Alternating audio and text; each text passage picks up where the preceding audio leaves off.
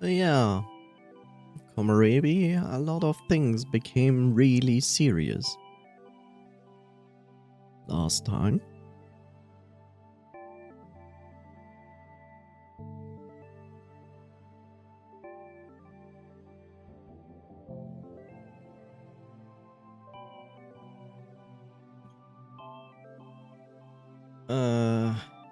Yeah. What was the last thing you remember from this stream episode from Komorebi, so I can try to fill you in? Because I don't know when you dropped out of the story.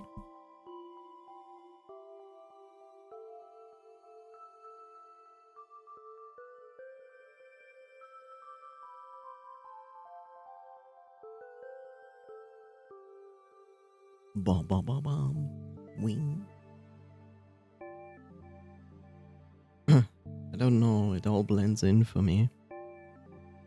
I think you were like 2 streams before.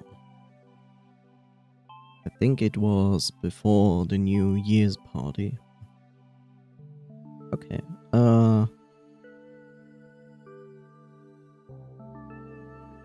So more or less, what is his name? So more or less, Chiron is now part of the group. We let him into the group chat. We went to the bar. It went mostly fine, but we had to leave because we felt like there were some agents there. Clays did sing to distract them. We kind of fled, but Clays joined us and we went home and everything was fine, but Dante left like his wallet back in the bar. So we actually went back to the bar to get the wallet. We got the wallet because the barkeeper gave it to us. But at the same time we encountered apparently an agent, which isn't just a shadow figure which we cannot identify, and apparently they only are visible to some degree and then disappear again. And then we told the group, which of course caused a lot of anxiety in the group because now everybody thinks like we are compromised.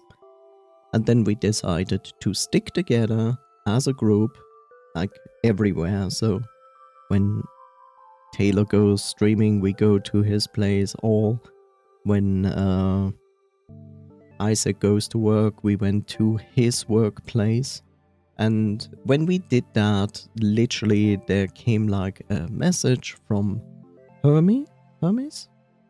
Yeah, Hermes, the leader of Cypher, from the group, the rebel group, so to say, from the Zeros, and said like, yeah, okay, so I didn't give like a true ultimatum, but now I do. On the 5th of next year, we will literally want you to stop the system and we will give out phones, blah blah blah.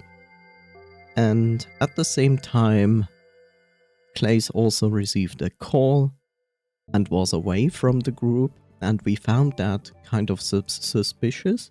Chiron also finds Clays a little bit suspicious because Clays is like constantly scribbling in his diary, and the phone call was kind of strange, especially when we got to know that Clay said something about they don't know. So at some point we literally sneaked into Clay's room and looked into the diary, and we saw like a bit of a drawing culmination of Clay's life, where it's basically like a family drawing, and then page by page the family is like falling apart, in the sense getting crossed out. Probably by this we can think that the family members died, like the parents died, the brother/sister died, and only like Clay's was left, and then different drawings of the scarf, and so on. We also noticed, as we noticed before, Clay's is taking medication, but also drinking a lot of alcohol. And we noticed that the medication is against depression and anxiety. And we also see in the diary that Clay starts to draw himself and also a noose, and in the end the noose is around Clay's neck. So yeah, Clays has depression, anxiety, and risk of Sudoku. And we also find a card which is for the Vision. What was it called? Vision Special Program? Vision Saving Rescue? Viv Noise knows that, I think. You know, that special program when you have a vision that you do not like, you can enter this special program and they like literally change your life and hopefully can help you to avoid a very dark and bad vision that you had. So we suddenly know this all about Clays now, but we also think Vision Protection Program. Yeah, correct. But yeah, we were the only person away from the group when we did that. And because this card fell out of the diary and we didn't know from which page, we put it back somewhere, but we were pretty sure that Clays will notice that someone looked through the diary, and we were the only person away from the group, and it was at Isaac's home. Afterwards, Clay started to lock the door, and we make the assumption that Clays might know that we did this. But Clays is never mentioning it so far.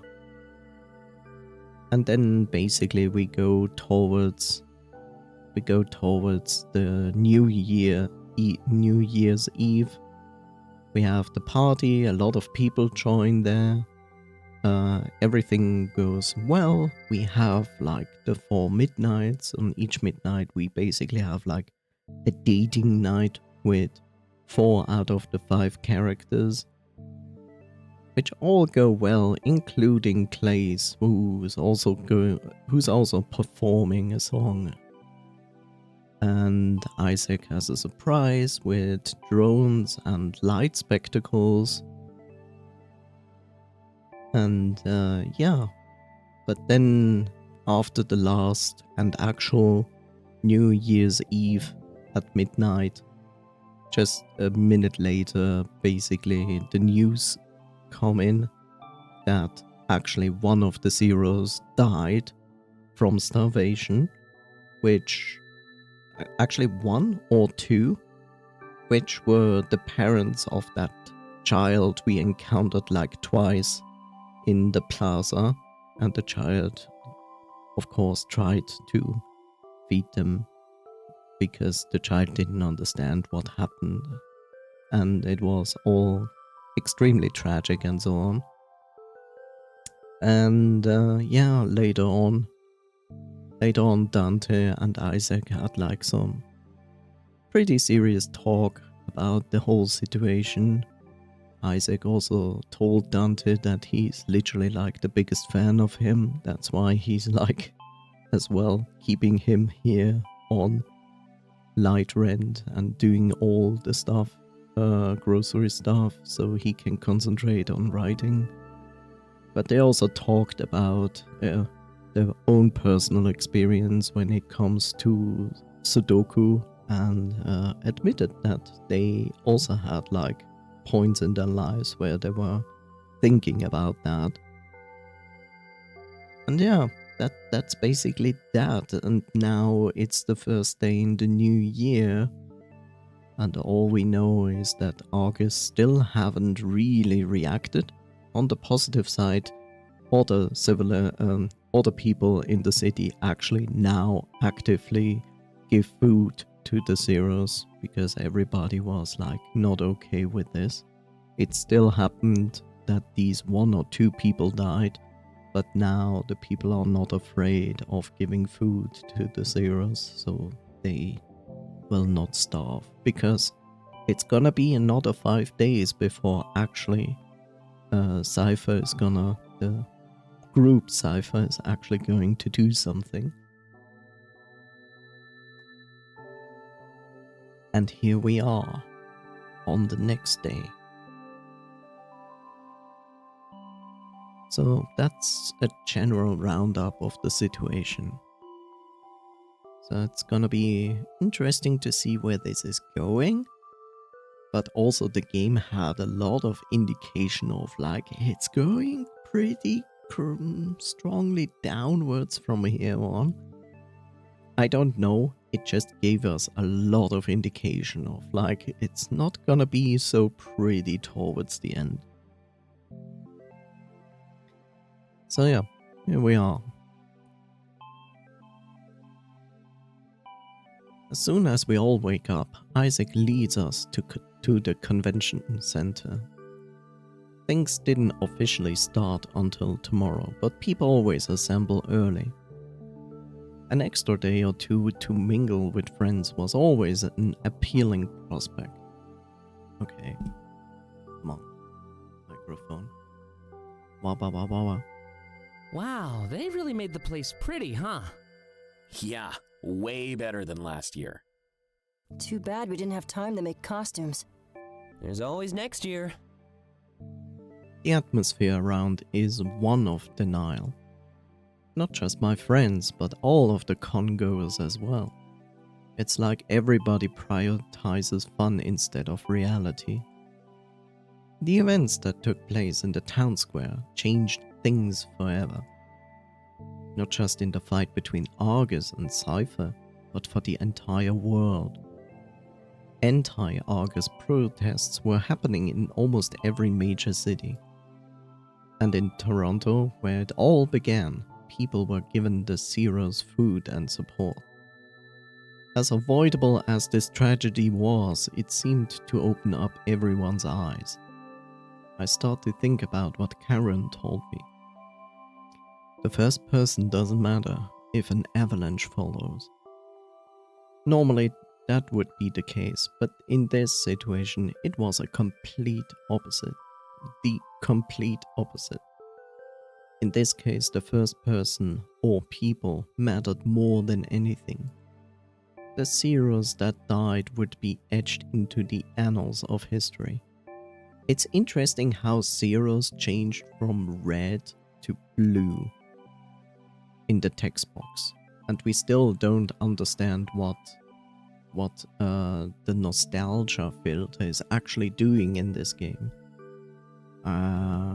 We started to talk about this new tech with the nostalgia filter, but it wasn't explained to us yet. And I feel like we play through all 4 chapters and then it's going to explain the nostalgia filter. And I can imagine then that you literally go back with the nostalgia filter and do like a different run, so to say, a different shortened run of the game. I wouldn't be surprised. I'm still worried about what will happen to me and my friends though, because we expect that Argus knows what we did. Like, the agent also like showed us an apple and the back door of the bar when we saw the agent, which is basically the indication they know when we gave the apple to Chiron, and they knew that we like escaped the bar within the back door. There were also instances after that where it flashed the screen and we saw a different environment, and then suddenly we changed like potential answers to a complete different one, like as if someone controlled the way of things we would say, but we had like no say in it. We just perceived those images and we then said something completely different than we wanted to say. This is also an interesting weird aspect of the entire game, which gives me the idea of like, what if this is just a simulation? There's a chance. Especially with that agent appearing at the party out of nowhere too. Did they really have the technology to sneak into the house like that? That's the thing, like, on one side it feels like this could all be a virtual reality simulation, but on the other side there is also the potential that like we just are not able to perceive agents and they can make themselves visible when they want to, but actually they are like everywhere and all the time, we just don't know. Is also a possibility. No, that would be impossible, wouldn't it? Unless... I remember Isaac showing us that hack on the back door. Is it possible that they snuck into the party through the back? There's no way Isaac would willingly let them into the house. But then why were they holding Clace's diary? It's almost as if they were just to mock me. It's almost if they were there just to mock me. Not to take action or harm me, just to tease me. Even when they disappeared, I still felt them around. It's like I'm being watched all the time, no matter what. Think about what I wrote in my diary just a little while ago. Are you reading this right now?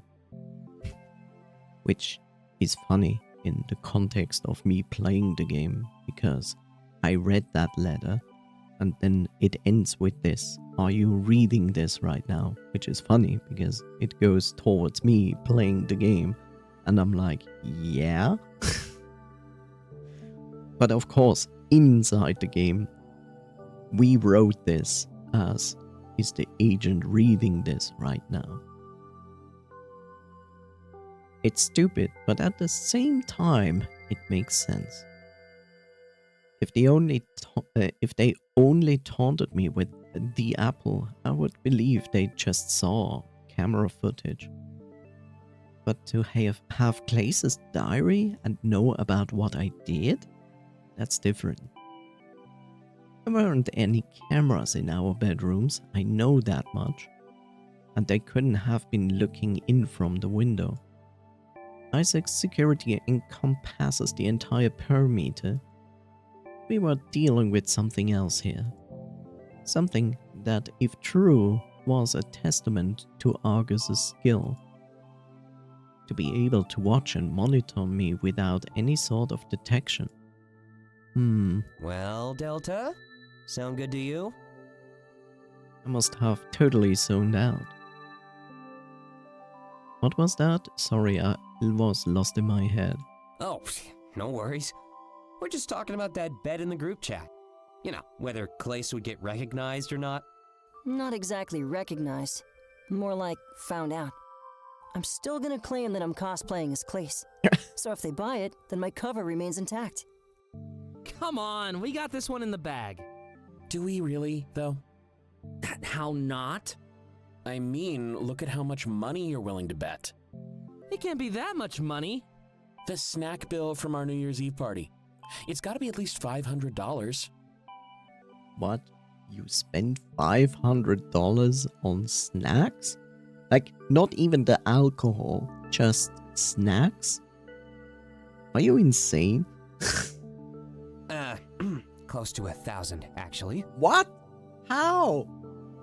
How do you spend 1,000? How do you spend 1,000 on snacks? How? Close to 1,000, Taylor! Place chuckles as he listens in. Yeah, we're gonna win no matter what. Might as well get the loser to cover the party fees, right? You sound way too certain. Only disaster can follow. I don't know, Dante. I'm pretty sure Clays can stay under the radar. There was a huge crowd outside and nobody recognized him. But you want to bet $1,000 on that? I've won bets that seemed much worse. Remember, Isaac, I barely have any money. You better be certain about this. I have to think about the group chat for a moment. The wager is clearly taking up more space in their head than mine. It's pretty simple, if I recall correctly. Clays thinks he's gonna be found out, so if he does, then he wins. If he doesn't, then I win, meaning he'd have to pay the snack bill. Well, Delta? Start to think about the situation, especially since I saw Clays' diary and the card inside of it. Ever since he arrived, his privacy has been his main concern. He stands to gain a lot by remaining undercover. So even if we think otherwise, this will likely play out in our favor. I start to wonder if that's part of his plan. If he offered to treat us, Isaac would probably say no. But if he lost a bet fair and square, then he'd have to. Is he really just trying to help us out under the guise of a contest? Taylor's right, we've got this in the bag. Knew I could count on you, Delta. Always the voice of reason. I'm not too worried either. I'm just trusting Isaac here. He has yet to let me down. Then you won't mind if I take Clays' side? Betrayal? Betrayal. Betrayal. Betrayal. It's your funeral. You'd lose less if you stayed on our side. Then it's only $200 each. Yeah, but the hit to my pride would be worse. I gotta go with my gut on this one. All right then. Losing party splits the bill. It's a bet. Easiest grand I've ever saved. Don't get too cocky, Isaac. It's not cocky if I know I'm gonna win. He smirks and starts walking away. We all start following, assuming he's leading us up to our hotel room. In the meantime, let's get things started. Same rules as the plane, okay? If you need private time in the room, then we'll wait in the hallway. Just promise not to split up or go back to either of our houses. So what, I'm just supposed to avoid my own home? For your safety? Yeah. Just until Hermes Day, right? Right. And what if things go wrong? You're placing a lot of faith in Cypher here. Well, I believe in them. And as well, like Cypher went from red collar to blue collar. It's kind of strange. Just like you believed in Argus. Look at how that one paid off. They did nothing. And Argus became red. Taylor. Dante, it's okay. I can understand why he's worried. Let's get to the hotel room and I'll explain a little more. A little more? Like what? You'll have to wait and see. Every time Karen appears on the screen, it's a pleasant surprise. Well, good.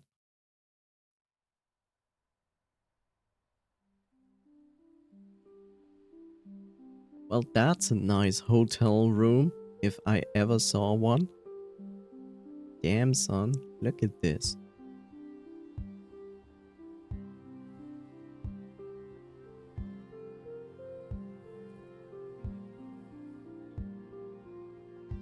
Question, we are actually 6 people, right? Isaac, Tyler, Dante, Lace, Chiron, and us. How are 6 people going to sleep in this bed? They don't. I tapped back into the stream and verbally said, oh my. Oh my. I don't see a couch in this room, so how are 6 people sleeping on this bed?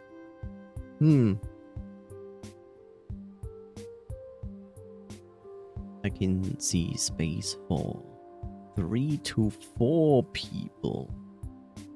And that's it. 2 on the bed, 4 on the floor. Nice. That's not like the most comfiest floor I've seen so far. You can't even steal like the couches, pillows, and place them on the ground to make a makeshift bed.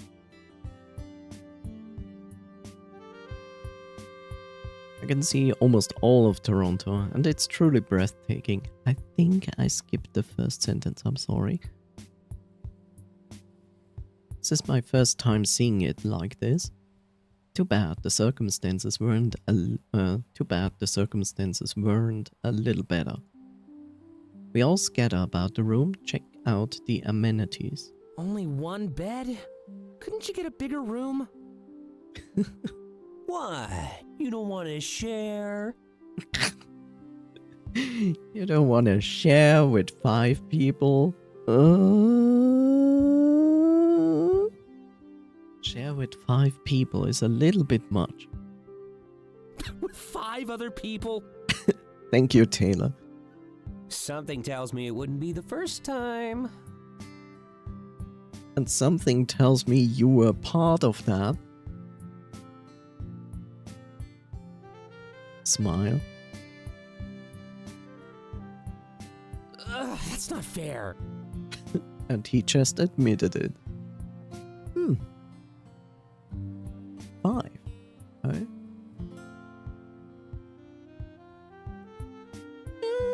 Yeah, that works out. Yes, I just thought about that. So, what exactly did you want to explain, Isaac? I have some insider info. There's a lot of talk within Argus right now. I'm not surprised given what's happened. They kind of dropped the ball on this one. Big time. A lot of people are quitting in order to help the Zeros.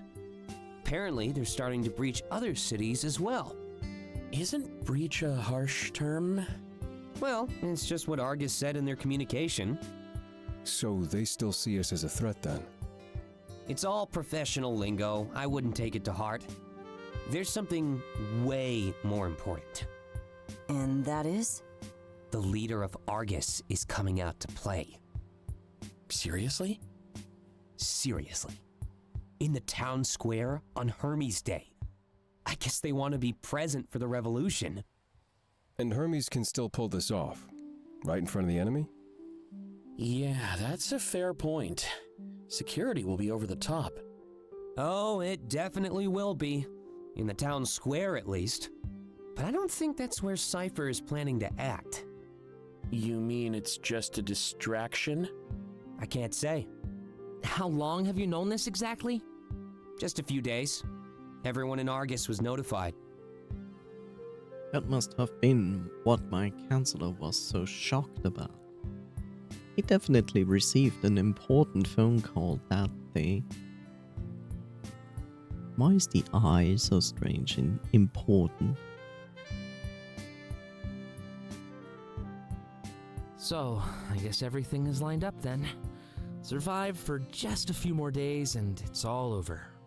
If you stick by my side, it'll be easy. You keep saying that, but it certainly doesn't help my paranoia.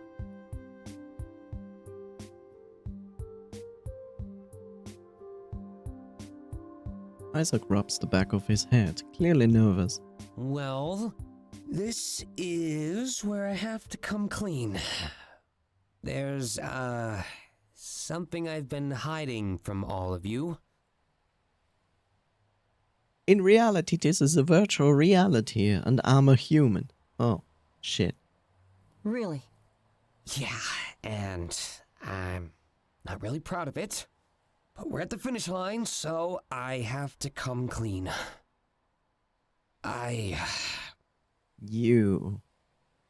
They. What? I work for Cypher.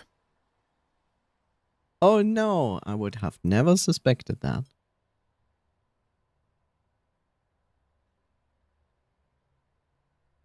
Honestly, it's not really a surprise to me.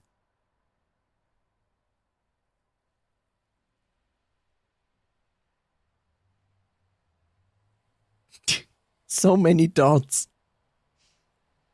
We know. Wait, what?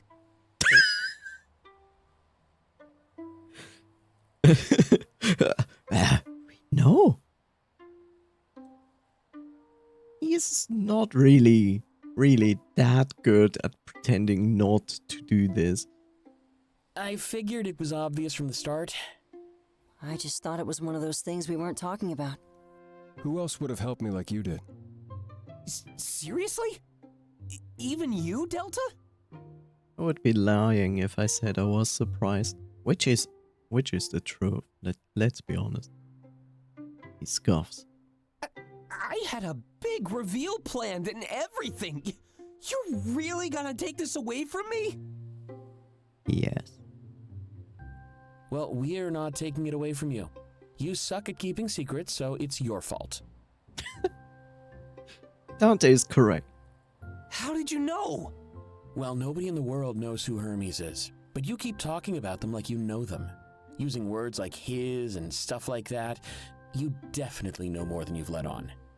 Then there's all those nights you worked late and those sales you kept quote-unquote losing to illegal modders. All right, I believe you. Please stop rubbing in my mistakes. No. It's kind of fun to hear, though. I can delete your identity. And I'm shutting up.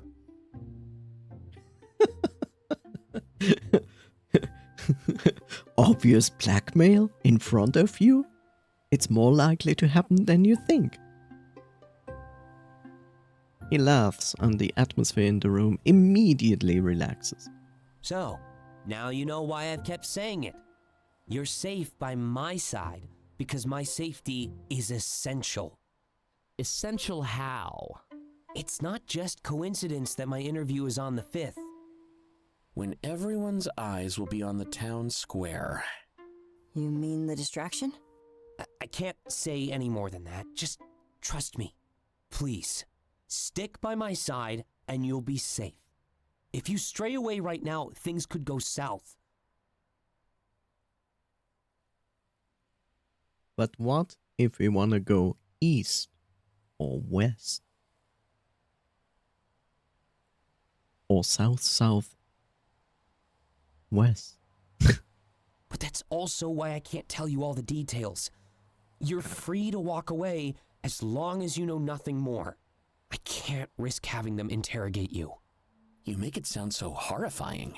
Dante, Cypher is not going to fail. Just stick with me for a few more days. And sneak into their HQ with you. It's not really sneaking. I'm invited. Yeah, but we aren't. Don't worry. I have it covered. Down to size. Is this part of the promise?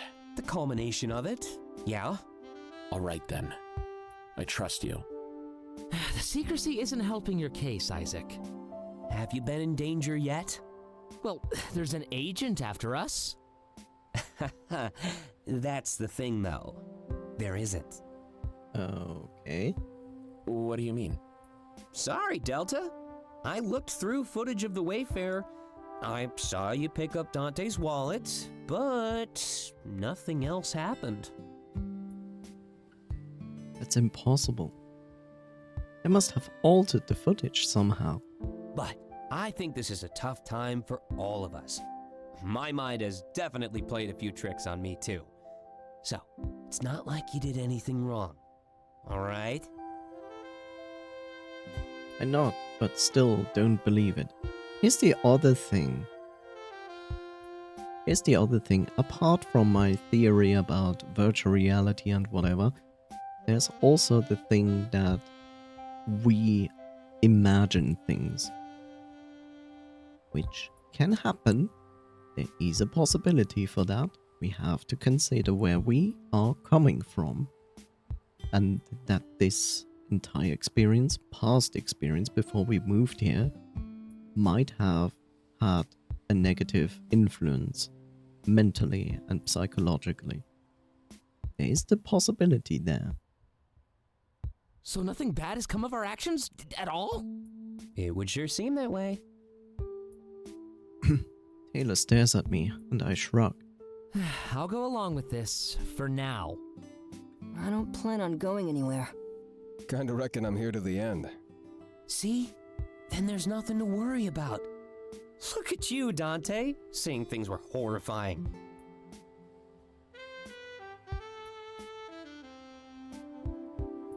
Trust me, one day, you'll wish you could come back and relive this.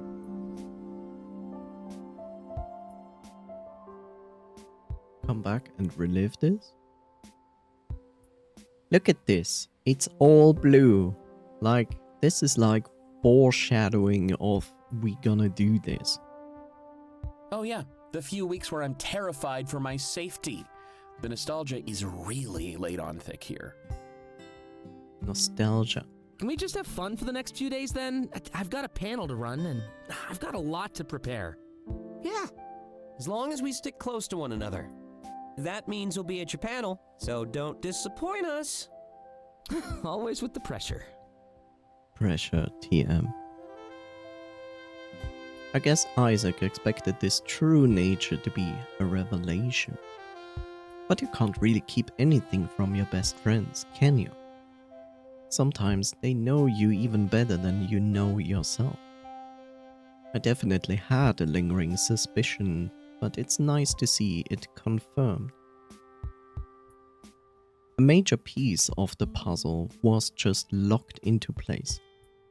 And like a puzzle, seeing more of the picture made everything easier.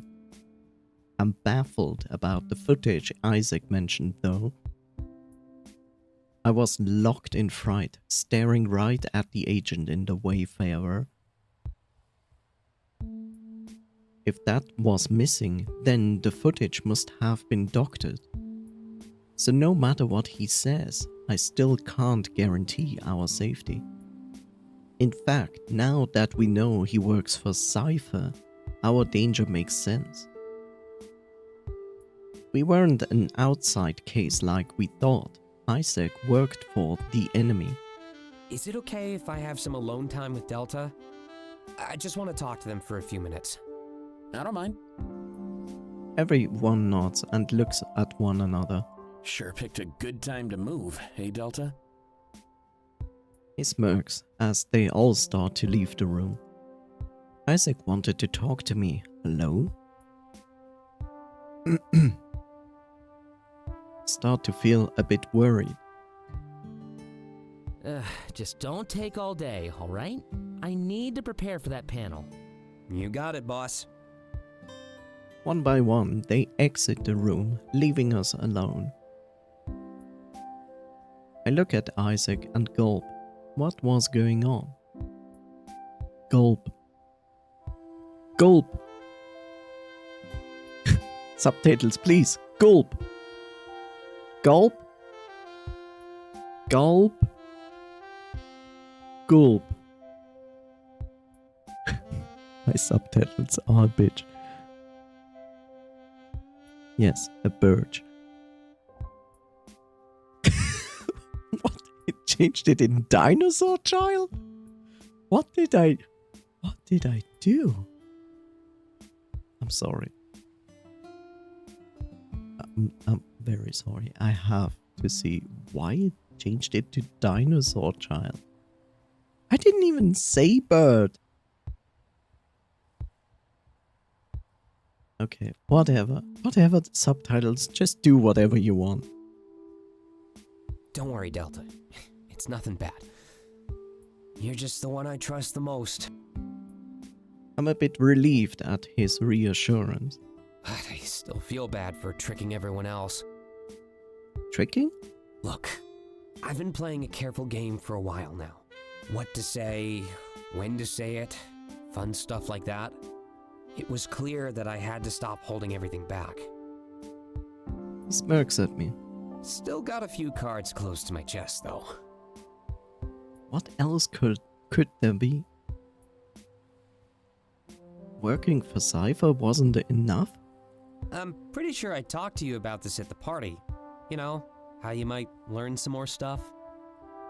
I nod. I guess that time has come. As much as I wish it hadn't. Everything in the town square really changed up my plans. What are those plans exactly? Actually, I can't talk about that right now. You'll have to stay on the same page as everybody else. What did you want to tell me then? I'm trying to figure out how to word it. Right now, everything I say is extra important. I wish there was a way to tell you without telling you. I guess this is my time for some questions then. Did you really look at the footage of the Wayfarer? Yeah. And I saw what I saw. I'm sorry, Delta. I don't know what to tell you. I shrug. Are you sure the footage couldn't have been edited? Quite positive. Even Argus has to stay within the lines. It's their tech, but we still have our rights. I can't imagine they'd edit a minute of footage from some random tavern. The owner doesn't deserve to have their own security tampered with. I guess that makes sense. I bumped into someone there right after I saw the agent. Didn't see that. Again, I'm not sure what to say. I just saw you pick up the wallet and leave. This doesn't really make any sense. Tell me about it. I saw them at the party too. Okay, now that's impossible. I would never let somebody like that into my house.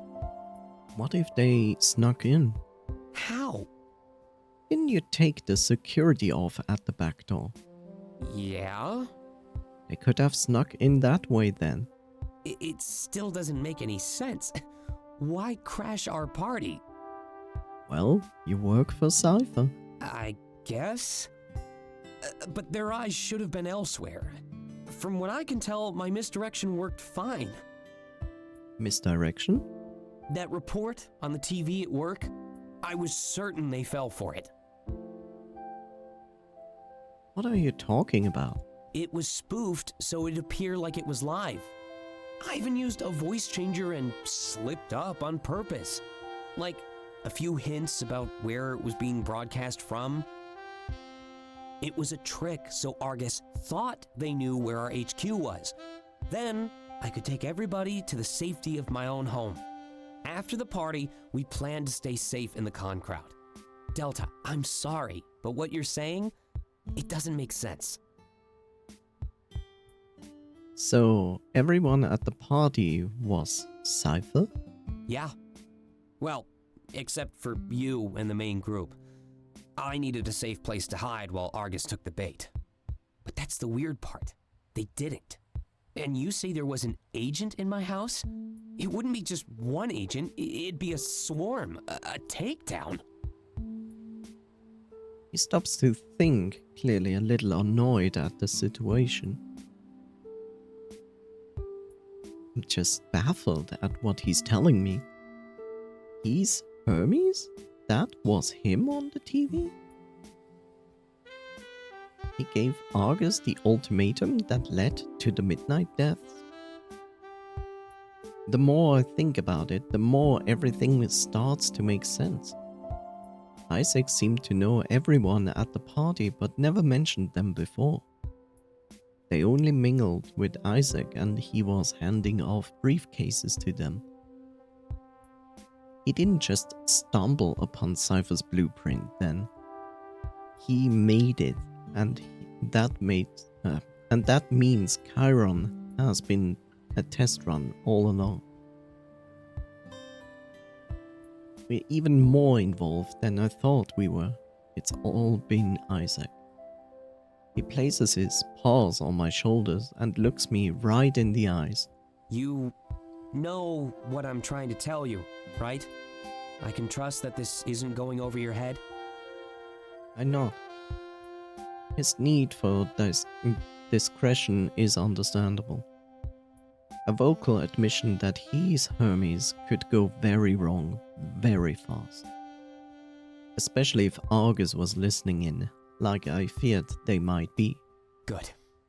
Remember that pact we made. He removes his paws from my shoulders and smiles. Until the end. Right? Yeah, until the end. Perfect. Remember, you're safe by my side. And there's only a few more days to go. You've made it this far, Delta. It's time to bring things to an end. I guess I don't really have a say in the matter. If I left, he couldn't guarantee my safety. And just like he says, I have been safe at his side. My trust and faith in him continues to be rewarded. This is still a lot to take in, both his hidden identity and the Argus agent. The Argus. Argus. Argus? Okay, whatever, subtitles. Feels like there's something missing here. One vital piece of the puzzle. Or maybe I'm just telling that to myself to make the coping easier. Either way, I request some private time. I need a few minutes to think. Sure thing, Delta. I'll just chill with the others in the hallway. I should probably see how they're doing anyway. He smiles and leaves the room almost immediately. I can hear the chatter commence, but I can't make out any words. It's for the best though. This was time for me to focus on my own thoughts. Isaac gave me more to think about than he's ever given me before. Gotta give some credit for acting in front of the group though. Coming clean as a cipher agent, but withholding the fact that he's Hermes? I start to wonder why I'm the one that he trusted with this secret. Is it just because we are dating? Perhaps his feelings are stronger than I thought. Either way, I might be the only person alive who knows his secret. Is that why I'm being watched? Because I'm a person of note to Hermes? It can't be. He only told me moments ago, and they've been watching for a while. It would also mean that they knew who Hermes was. If they did, they would probably arrest him. The agent holding that apple is the only part about all of this that makes sense. I understand why they have that knowledge, but only that knowledge. There's no way for them to know about how I read Clace's diary. And not only that, but why would it even matter to them? Is it possible that there's more to this story than I know? No, it couldn't be that. It's almost like this agent possesses foresight. They knew the exact moment that I would be at the Wayfarer, and the exact second I would cross paths with them at the party.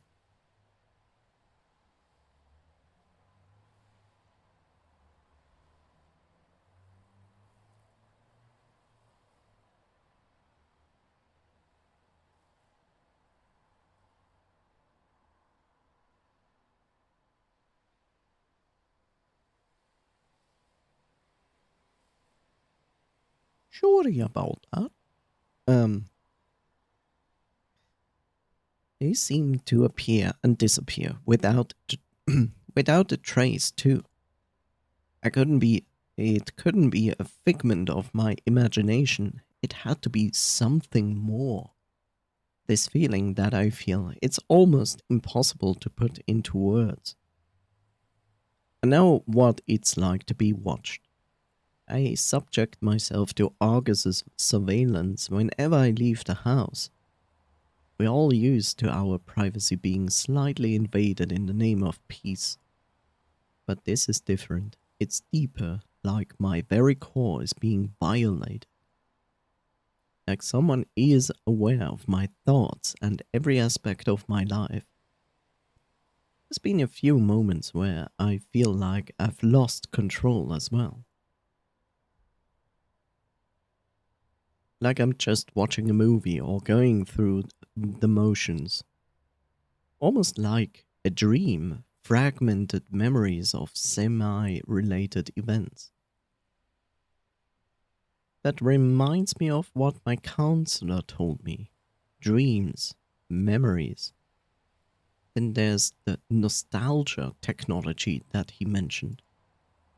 I definitely saw something about it on the TV during the anniversary report. The ability to revisit past memories.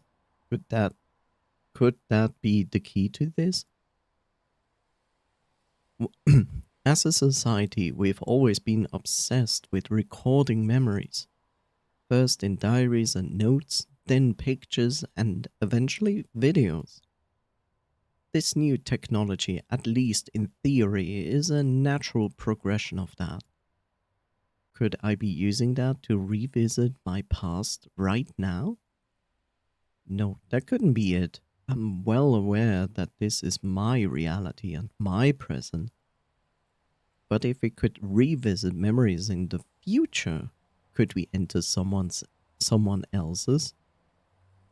That might sound outrageous, but it also makes perfect sense. At least it's a thought that I deem too useful to throw away.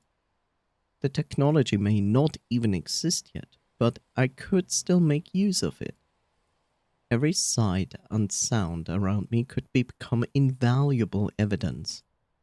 The words of my friends and allies, too, could become essential testimony. Oh god, we are going into a attorney with this. Like I wrote in my diary, are you reading this right now? I suppose now I would be more like, can you hear my thoughts? And furthermore, I wish I knew why you were doing this to me. Hello, Abidun. Thoughts of old science fiction stories cross my mind. People's lives could be bought and sold as an entire as an entertainment experience. Each and every sound, every choice determining the value of that experience. If that was the case and my life is simply being used as entertainment, well, I can only hope that the asking price was worth it. Being lovers with the man who changed the world? That strikes me as pretty notable life. Of course, there's a bunch of other, more scary options. Maybe I'm caught and Argus is using my memories to find the others. That thought sent shivers down my spine. I would rather not consider it. Either way, I know that I'm being watched. I need to live my life accordingly. Whether I'm being watched now or from the future, it doesn't matter. I'll continue to put myself in situations that show the true colors of this group. My life could end up being a time capsule that absolves all of us or condemns us. One thing is clear: this is a crucial period for all of us. I can't just relax and enjoy a fun little convention with my friends. Every second that passes is a second that I could use in our favor. Because whoever is watching us right now, wherever or whenever you are, I want you to know that we are good people. Just a group of friends willing to fight for what they believe in. And when the sun sets, no matter what happens, I want everybody to know that we can't go down in history as a group of villains that opposed Argus. Their pursuit of this new technology could eventually end up destroying them. Well, hello there, Bob. But thank you, I shall do that.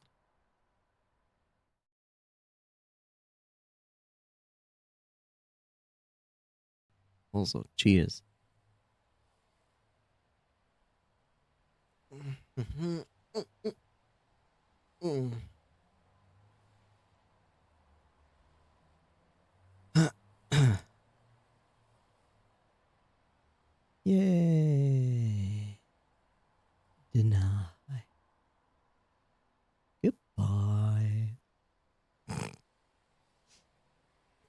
bot comes in. Bot is like, whoops.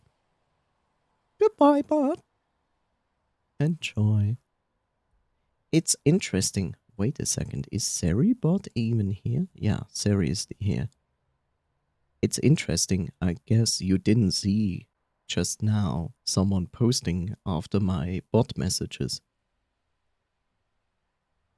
So the interesting part is like when I have Seri here, Seri is automatically like deleting the comment before it's even reaching chat and banning the person. But Twitch caught up to that. Now, when a bot is actually posting in my chat for cheap viewers, as they just did, I get now a notification in chat where Twitch is asking, we withheld this message. Would you allow this to be posted or you will deny it? And I think they use this automatically to learn how to deal with the negative bots, which is good, which you can say like allow or deny. It's still a bit annoying because I have to do it manually, but only recently they started doing this. Usually I just see Seribot deleting the comment and banning them. It's interesting. I wonder if this system is actually faster than Seribot. Strange. There's not a single secret that could be kept once our minds are opened up. And that goes for them just as well for me. That's not what it said. But anyway, I lay back in the bed and stare straight up. But you can't. What an abstract way of thinking. Does Argus actually know what they are creating? Are they using therapy as an excuse to invade our lives even more? It's actually kind of ironic. I remember zoning out during that report in an attempt to ignore it.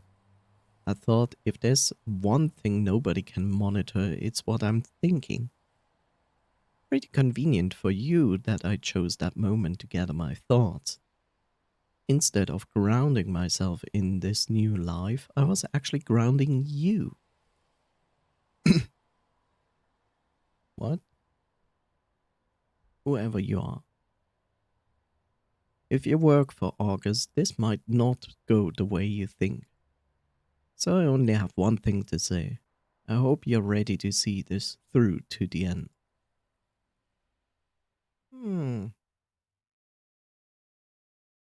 Yeah, it's gonna be interesting to see where this is actually going. Part 4.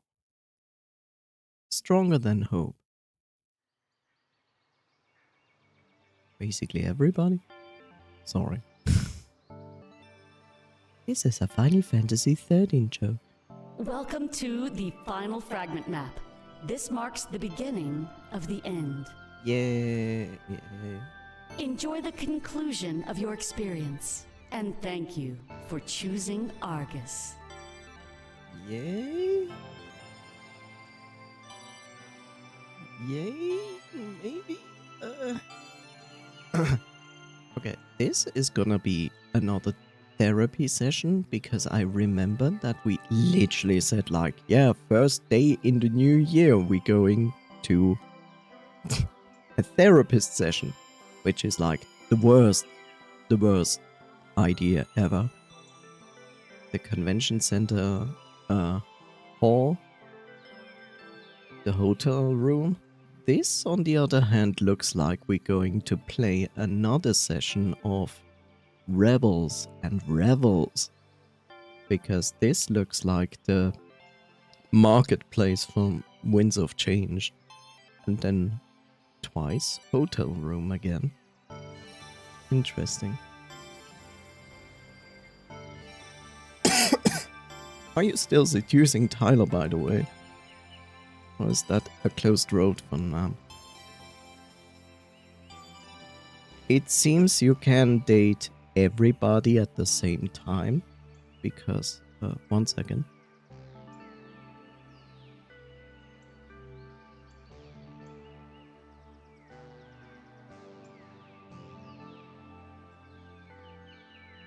Okay.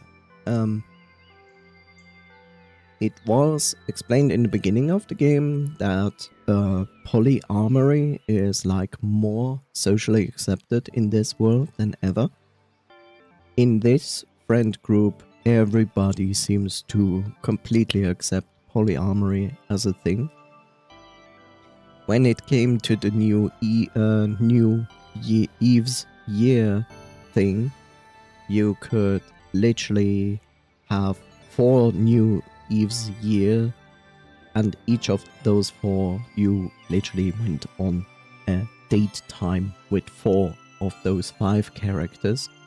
Chiron literally just said like, I'm okay, I don't need a new Eve's Year point to literally go on a date with you, so he still made a little bit out with us regardless. And then we literally had 4 dates with the 4 other people. So yeah, I would say it doesn't matter. Like, you can literally date all of them. So it seems this game has no closed roads when it comes to dating these characters.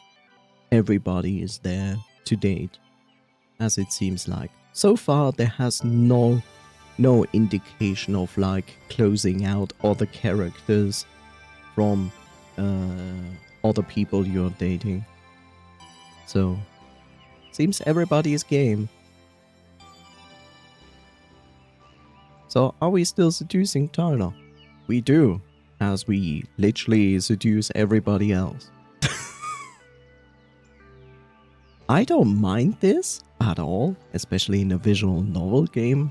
I like this actually far better than when it's going like, oh yeah, you can only date like 1 or 2 people and the rest are then not a possibility anymore. In the sake of content,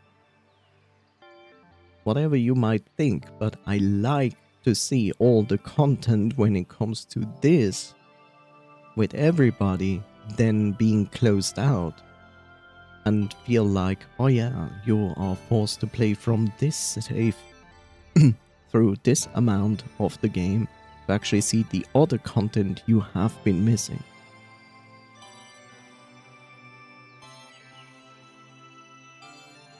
I hope that kind of answers your question.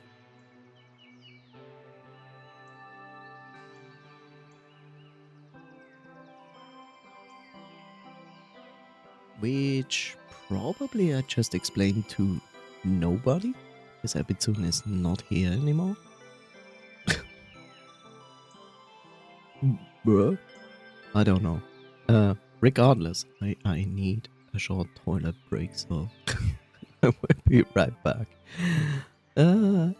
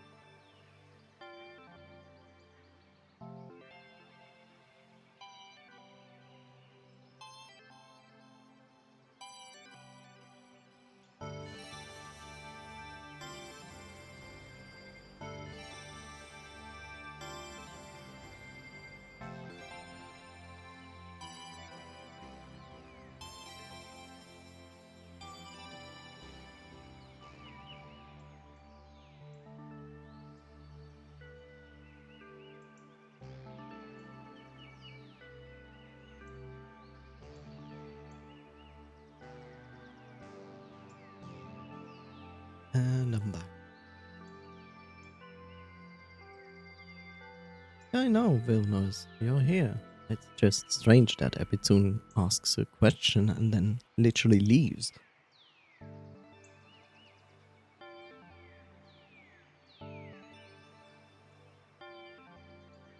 That's the point.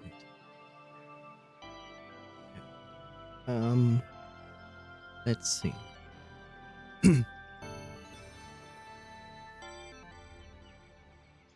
So we cannot click on the journal yet. Let's first do this here. Let's first do a save, regardless. Okay, so we have saves. I want to look into this. If the group message is going ahead of time, I will just reload this. Experience supplemental fragment. End game. Sounds like it's related to this.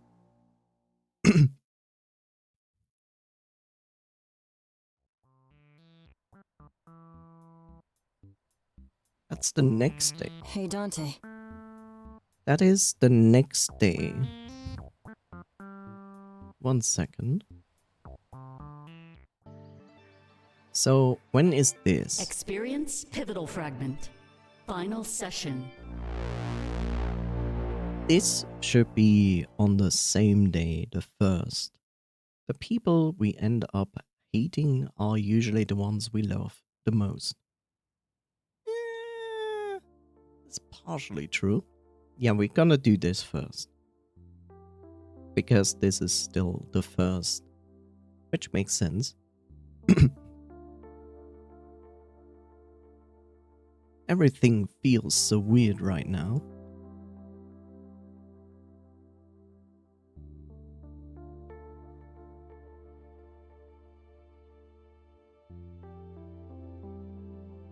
You know what's funny? Most streamers struggle a lot to stay hydrated. I even have a bot to remind me to keep drinking. And here I am, like constantly sipping on my drink. Which is good. Don't get me wrong, it's good. It's good. And usually, like, chat is usually the one who goes like and reminds the streamer, by the way, hydrate. And I do it the other way around. I have a bot that reminds everybody to, like, get up, stretch, hydrate. I just turned this entire thing around. Anyway. The fact that someone could watch my counselor sessions is so invasive. I'm just glad that we haven't gotten into anything super personal with each other. I have to assume that you don't really care about my life before Toronto. So let's just leave that a secret, alright? A new start should be a new start. I'm not hiding anything bad, it's just stuff that I would rather stay in my memories. That's kind of an ironic expression now though, isn't it?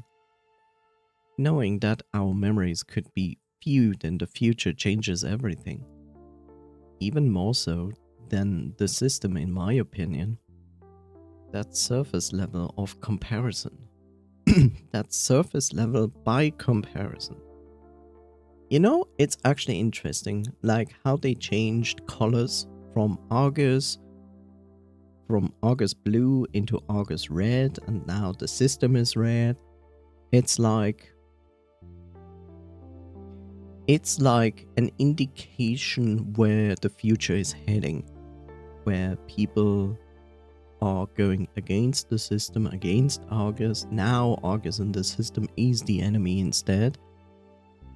So, yeah. I don't know. Like I said, we have no idea so far what the entire nostalgia filter thing is. Let's see. We monitor and control our behavior in public so we don't lose any points. But with the new technology, we could be held accountable for anything. This is kind of funny and ironic. because Dark Mirror had an episode about something like that. So let's think for a moment. Let's think for a moment that you can actually in the future watch entire experiences and memories of people who actually lived them as a form of entertainment. I mean, when you think about it, us playing video games, we usually play the life of a digital being that we consider not as an alive being, but it's basically like the same thing, right? I control or I experience what this person is doing. I can change the decisions they do. It's like it's interestingly exactly that when you think about it. Here's another thing. So there was and still is a series on Netflix called Black Mirror.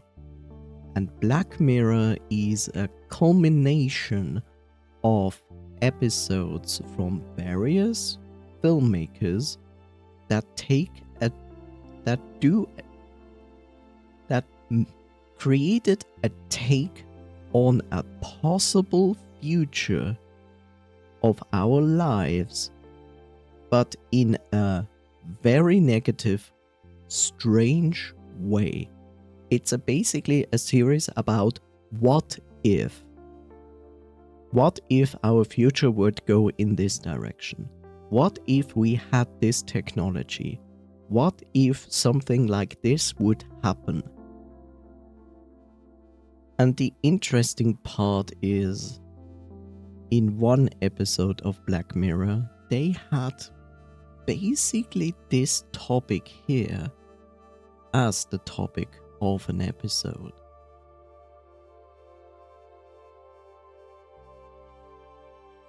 And I agree, like, it's extremely invasive. It's extremely invasive. But without spoiling what was going on in the episode, just a general idea of the episode. So they had the technology to read the memories of people and visualize said memories, which they can use for investigation. And it is legally allowed by, of course, police and so on, to use it in the case of investigation for crimes or similar things, like legally stuff where you literally expect them to have broken the law, or you were an observer of a potential crime. And I'm not gonna tell more about that. I just say, like, in that episode they had this technology, they used this technology, and it's extremely interesting that we go in a similar direction with this game. Which, of course, we don't know if it's really true. That we shall see. It would make us self-monitor our actions on a whole new level, far deeper than before. I can think of some positive applications of this, but I doubt that's what Argus wants. Crimes could be a thing of the past, criminals found guilty through their own memories. And there's even a therapy angle, but part of me knows this is most likely a lie. Yeah, that's the problem with everything, right? Not just this. Any kind of progress in any kind of thing, even technology and everything, you can always use it for good and you always can use it for bad. It doesn't matter. Like, it doesn't matter. It's like you can always use something for good or for bad. And that's the problem, right? Living beings, just as just like us, have the tendency to abuse it. By normal standards, you wouldn't do it because you have like ethics and morals that tell you like, why would you do this? This is wrong. But there are enough people who intentionally abuse it for their own merits and benefits. And then sometimes there are people who are forced to do or use it, abuse it. And sometimes they have to do it from a critical standpoint because it meant the difference between life and death. So I say in the latter life and death situation, it's more acceptable to see it and on a case-by-case basis and say like, okay, I can understand that. But when you intentionally abuse it and you know you abuse it for your own merits and benefits, then it's bad. And sadly, a good chunk of us on this planet use many things, abuse many things in an intentional bad way, which is sad. It's one of the aspects of humanity I really dislike.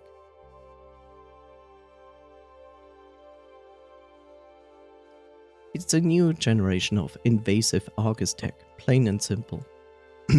Our lives weren't enough anymore. They were coming for our minds. Unless, of course, everything ended in a way that harmed their grasp. I'm probably going to Argus HQ with Isaac for this interview.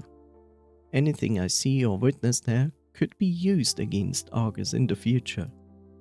It's weird how I'm using knowledge of the future to change how I live in the present. Is that what it's like to live with Komorebi? I shake my head and snap back to the situation at hand. This would be my last session, wouldn't it? Then I would be free. The counselor stares down at my file, flipping the pages.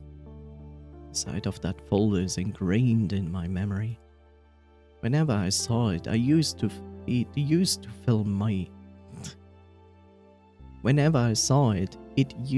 me with anxiety about what he's writing. But now I know our time together is at an end, and my mind is at peace.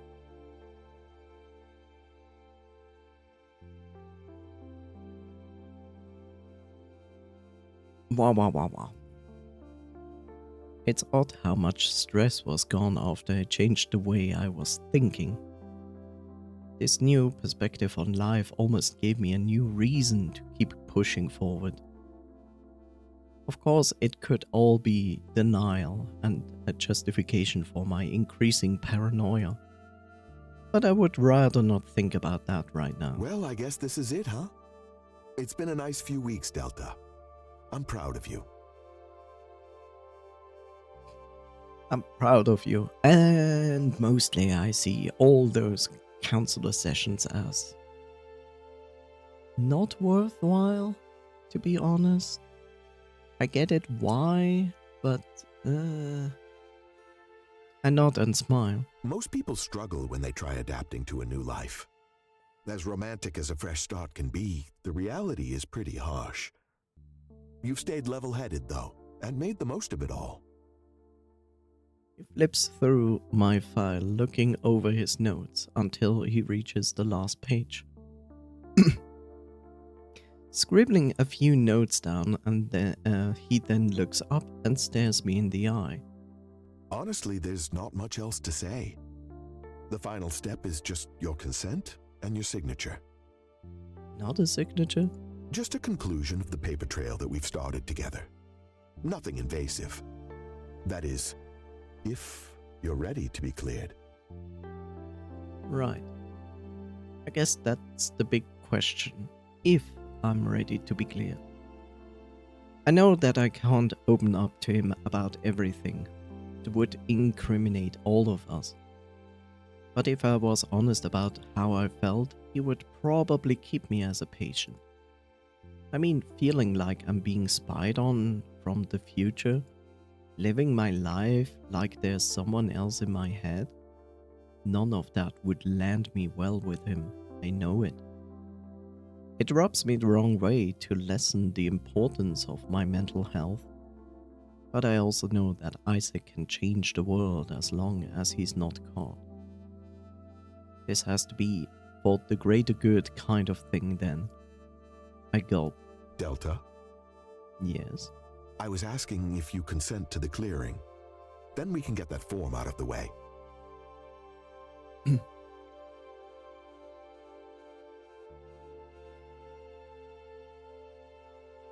Delta?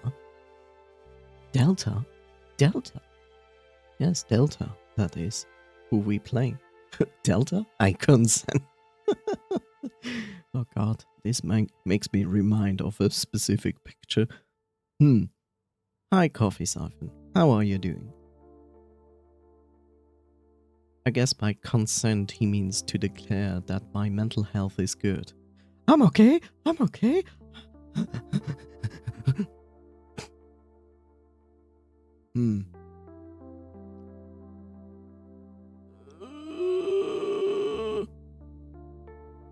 Oh no. To be honest, I'm not doing great.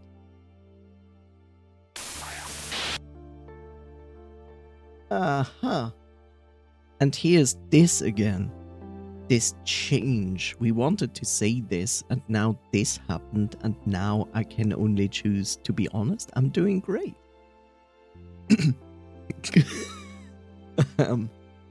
Coffee explodes. To be honest, I'm doing great. Glad to hear it. He leans forward and hands me a piece of paper. I give it a brief glance. All it needs is my signature. So canonically, what is happening? To Delta? We don't know yet. Makima is listening. Look, we still don't really understand what's going on. There has been an indication that in the future there is a technology that allows to record memories of people, and that in this future the people like literally experience the life of a past person, their memories, as an entertainment. If it's true, we don't know yet. But it was hinted at. There's also a hint that it is just Argus technology in the future that does literally the same thing. But it's not like for entertainment, but like for therapy or investigation. So the same shit Arasaka is doing to people in Cyberpunk. I don't know. You should be proud of yourself for this, Delta. Getting cleared is a big life event for someone like you. He sighs like he's thinking of some good old days. The good old days. I remember when I was cleared. It was the best day of my life. In fact, it went on to shape me into the man I've become. In Cyberpunk, there's a project called the Soul Killer. Yeah, I guess we would have to... Oh yeah, I guess he would have... Can I English? Just for this sentence. Oh yeah, I guess he would have had to see a counselor too. For some reason, that never crossed my mind. They put people into a machine, it will sap their brain and kill them in the process. That's called America.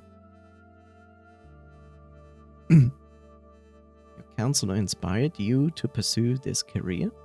Yeah, I owe it all to them. They taught me how important this field can be. As my patient, we share a very special bond. The honesty, the trust. It's a beautiful thing. You know, you've helped me out too. I've helped him out?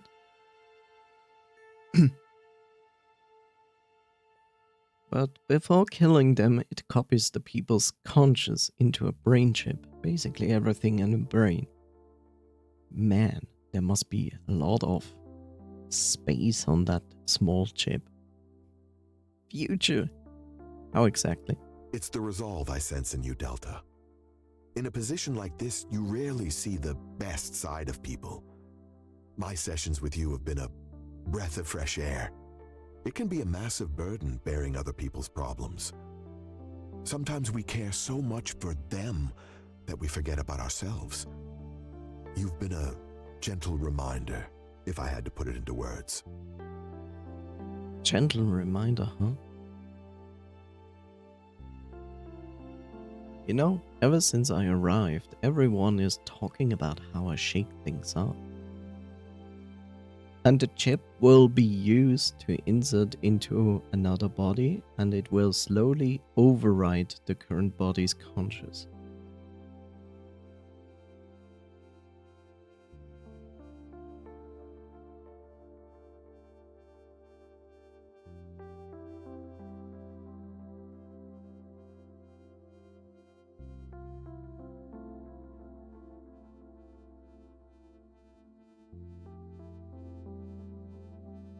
Well, override, it's almost the same thing. Yay, so we can forever have bad people alive forever. Great. Maybe I'm just inspired, an inspiring kind of person, or maybe I'm just full of myself. Isaac said the same, actually. I shook things up for a lot of people. Remember when I told you that your time in the spotlight would come? Maybe it already has, and it's just not what you expected. Someone needs to hold the spotlight after all. Maybe it's your job to shine it on others and bring out their full potential. Don't know why, but hearing those words just fills me with joy. If Isaac does win, then I suppose I could take a little credit for it. Might not end up in any history books, but nobody needs that. Especially when you fit the handsome sidekick role so well. Oh, I forgot to ask. Did you see the news, like I mentioned? You meant the leader of Argus making an appearance? Yeah, it's quite a big deal, isn't it? But now you know what that phone call was all about. Sorry for cutting another session short, but it had to happen. I don't even know who the leader of Argus is. So I'll be glued to the TV just like everybody else. Interesting that not even he knows anything. For some reason, I saw him as a man full of wisdom. But I guess beneath the surface, he really is just like me. I give him a smile as I sign the papers and hand them over. Can we romance this dude? No, but you can romance this dude's voice, because this is the same voice actor as for Chiron, which is the Zero, the whitish one, who is in our group. Well, this is always the awkward part. You're no longer a patient of mine, Delta. But I have to say, I hate to see you go. I know, it kinda sucks that our partnership has to end. Can you do me just one favor, Delta? Of course, what is it? The hidden path. Romance your therapist. I don't know. I feel like that's like a bad thing. It's like, really? You really want to romance your therapist? Like, Honestly, I always ask myself, like, what is the life when you, like, live together with someone who is a therapist? Is that a good thing? Is that a bad thing? Not the other way around. They know too much. I must silence them.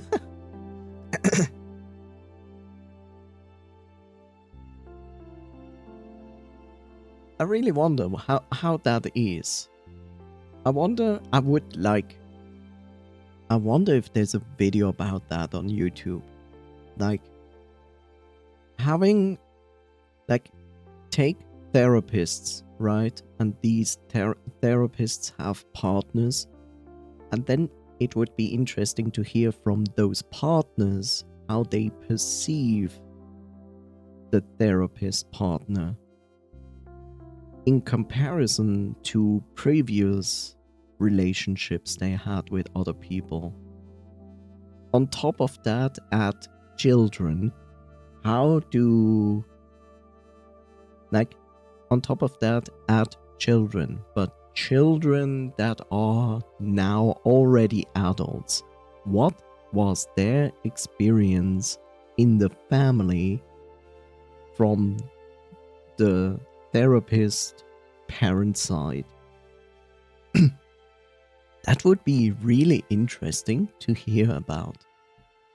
Because is it easy as a therapist to, like, literally, like, turn off your job when you're with your partner or your family? I think that is pretty difficult. Especially when you know how to read people. Of course, what is it? Keep inspiring others, all right?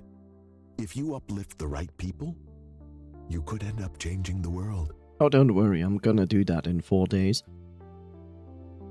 He holds out his paw and I give him a firm shake. Just remember, there's no greater power than moral support. At least that's what I tell myself before every session.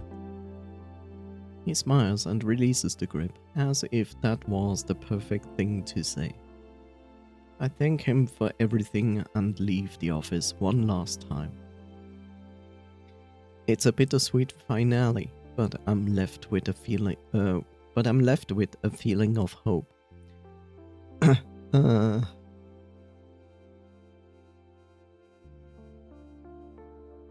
it would still stuck in your brain, like you can't turn off the part that makes you understand people. Yeah, that's the thing. It's an automatic reaction, right? You cannot just turn it off. It's just not possible. It's not gonna happen. It's literally asking of you not to listen to people talking in a language that you learned. You can't just turn it off. Like, my native language is Swiss, but if I hear people talk in English, I perfectly understand them. I cannot turn off English in my brain. It just doesn't work that way. Like an occupation sickness. Like the truck drivers go home from their 2-month drive to play Euro Truck Simulator. Oh god. I think in the case of a truck driver, there are certainly truck drivers out there that might exactly do that. But I think most truck drivers are pretty much okay to have the other part of their lives have nothing to do with truck driving at all. It's like the chef in the kitchen, who is, of course, still forced to cook at home, but I think the most part they can, like, be outside of a kitchen. I think they are more likely to do that than spend more time in the kitchen.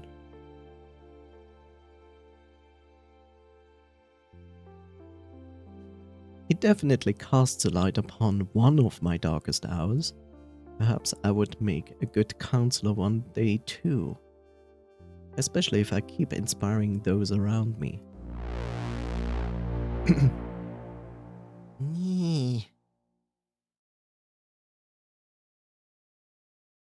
Okay. Let's make a save here.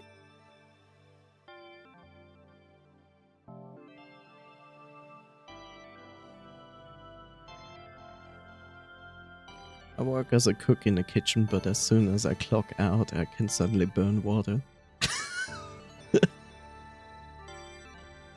burn water. Now that's something new.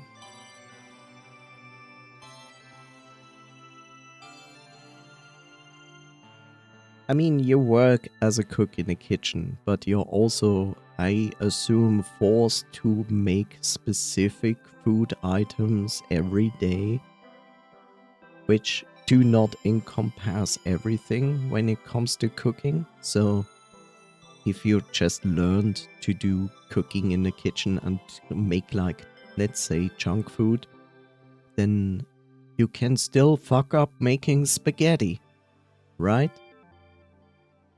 It's like, just because you know how to fry things doesn't make you someone making al dente spaghetti.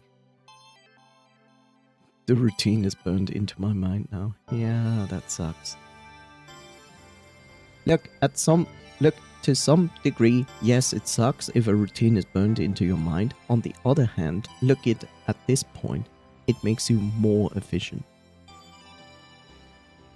Like, what you do as a routine, like, is nothing, and then if someone new comes in, they look at you and go like, I couldn't even do all of this in half the time. You know? That's how people become professionals at things. That's when you see, like, people doing, like, the small little food stalls, and where they literally just cook a few meals or one meal since 10 years, and they do it, like, in a manner where you go like, how can a human possibly do this in this speed? Yeah, I can do the stuff I usually do much faster. My motto is do not stop no matter do not stop no matter what. Meanwhile, the earth is burning from a meteorite. Meanwhile, Coffee Siphon, I still need to make this food. Do not stop. As it approaches from the background.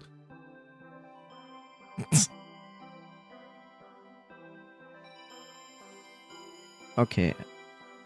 I want to know which day this is.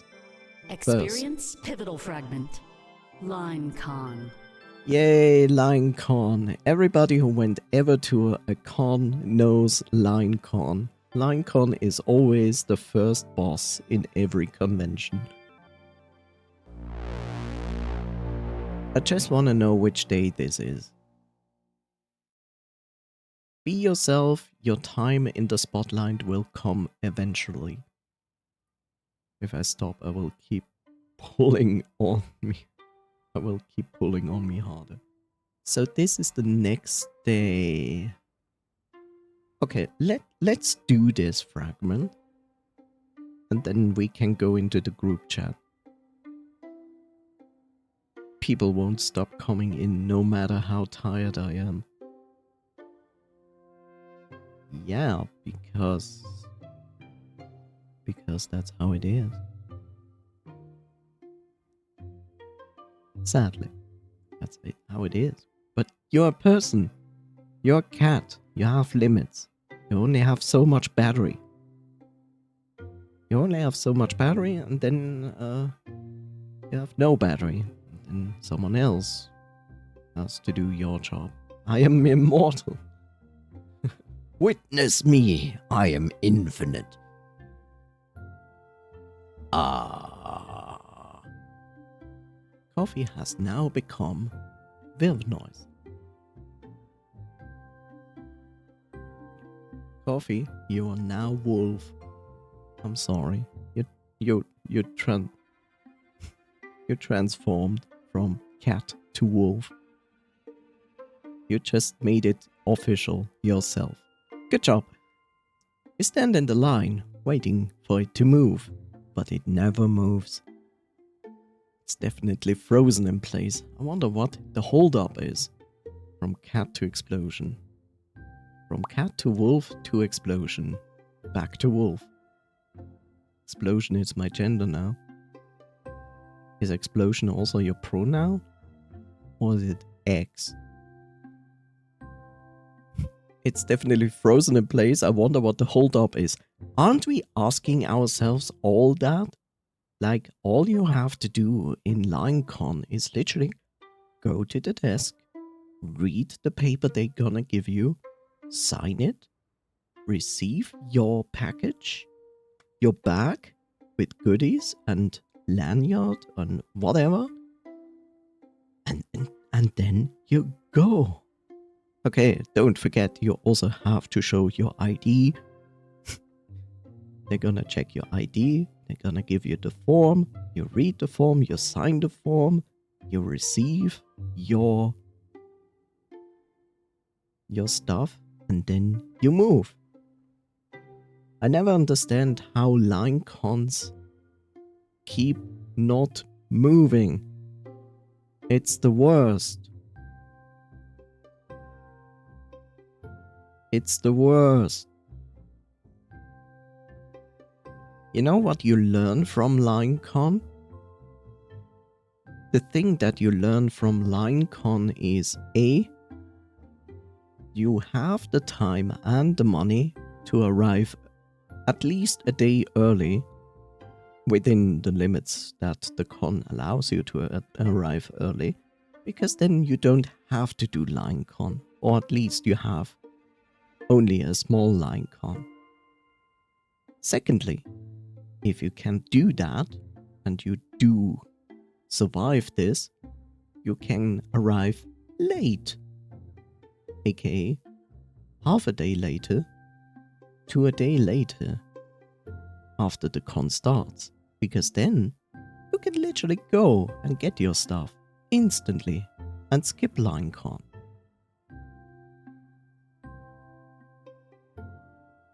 I never understand that. Like, I have been at big conventions, like not the biggest. I have never been to Eurofurence, which is the biggest European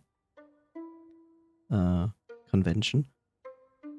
But I have been at others, like Confuzzled, which is like now the second biggest. And I don't know. Like, I always think to myself, why is there a desk with... How many people were there? Like 6 people? And you still got LineCon.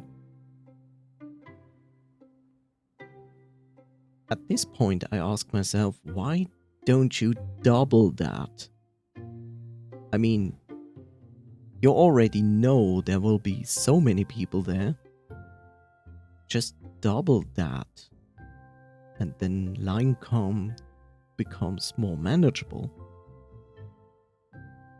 I don't know.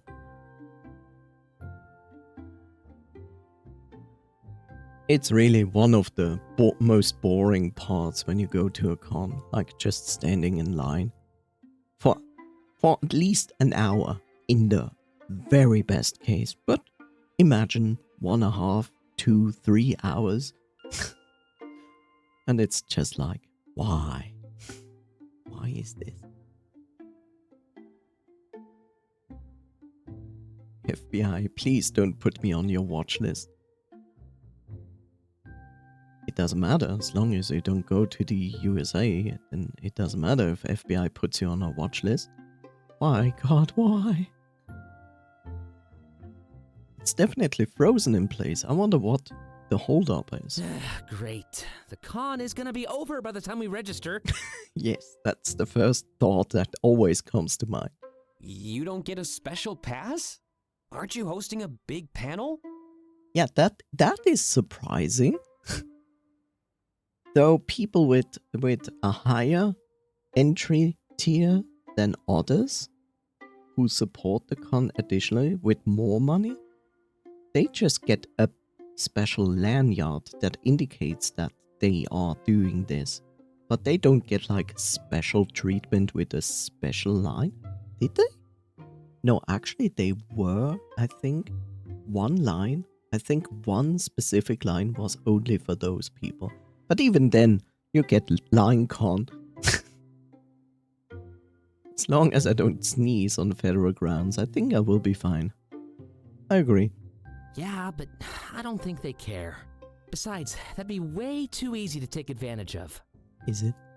How so? No idea, just a hunch. This is a con. There will be not hundreds and hundreds of people holding a panel. Taylor, please. Only members of the press get special badges, but I think the media has bigger concerns right now. Don't you get in free if you volunteer? No, but if you help out enough, you get a free pass for next year. That way people don't abuse the system for free entry. That's a smart system. I like that. But yeah, usually when you volunteer to help out at a con, you're not getting any kind of special treatment. Like, it is in the name. You are volunteering to help out.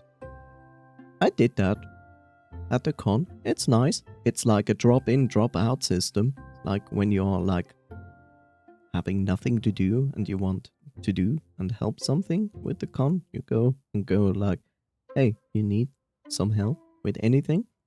I will be a volunteer and helping you out. And then you do like one thing and then you're done with that and you go like, yeah, okay, good, I'm fine. Which is cool, by the way. It's like, that's really nice. And a lot of people volunteer to help out the staff at cons. They really do. Even if there's nothing like this, where you get like a free entry next year, if you come back as a volunteer. Yeah, there's no such thing as a freebie. That's the most important life advice I could ever give. You kind of hand out your attitude free of charge? Get burned, Tyler. Actually, most people end up paying for it when they see it on stream. That is absolutely correct. I still can't believe that. I've been watching Taylor for a long time. And you know what? It's been worth every penny. I like how Dante goes like, I still don't believe this. As we know, Tyler is apparently one of the biggest streamers in the world. I think Dante is just jealous. He probably wishes he could do what you do. I am definitely going to entertain this and turn it into a fight. It's not true. I kind of feel betrayed, you know? I've bought all of your books, sometimes twice. Wait, twice? Yeah, one physical, one digital. I've bought all of Clace's albums too.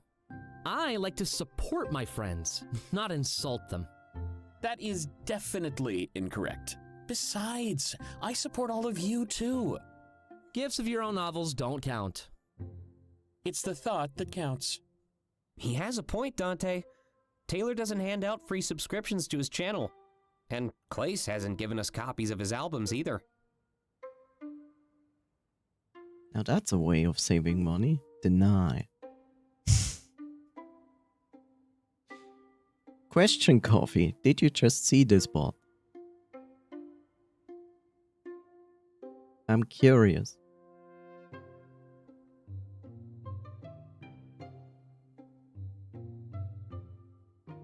Did Twitch also ask you if you want to allow or deny this?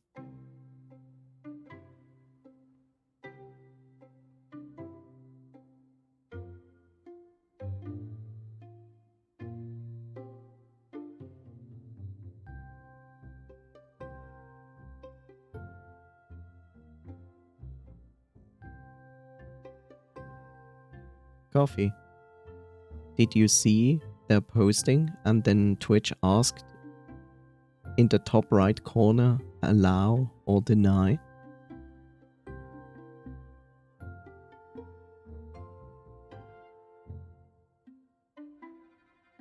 I'm just curious if you also see that.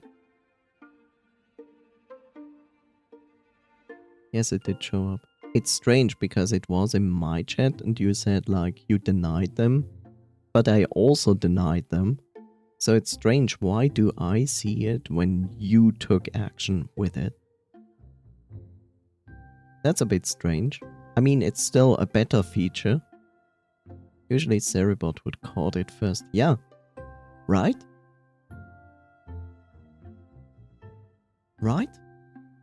the system is actually faster than Seribot, right? So you don't see the comment like crossed out and Seribot banned this person anymore. You just see Twitch's message of going like, we withheld this message. Would you like to allow it or deny it? Right?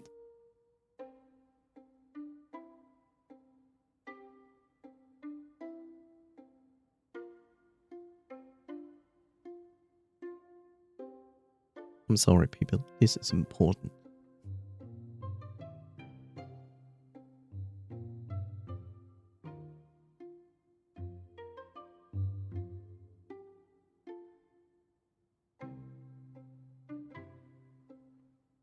What I just said, right? Like, Seribot is too slow now. Twitch is now faster with this. Right? Because when Seribot is catching it, it crosses it out and says like, Seribot banned this.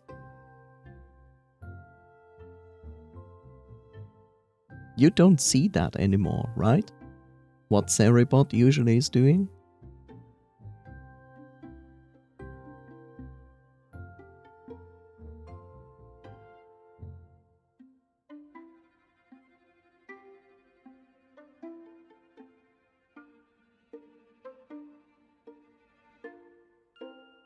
At some point he will answer me, or he will never answer me. I don't know. Coffee, answer.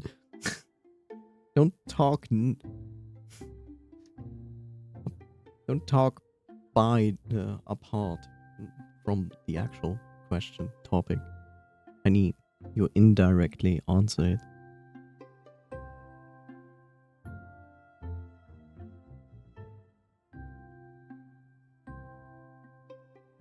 And now I don't know if Coffee ever heard me. I also don't know if Coffee is just AFK. Oh. Here I sit, waiting. Bruh. Oh no.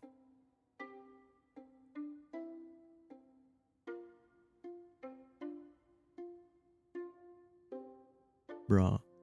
So, it's true, right? Usually you see Seribot crossing it out and says like, Seribot banned this. And now Twitch is apparently faster than Seribot and just literally just asks, I withheld this and do you want allow it to be posted or deny it? Right?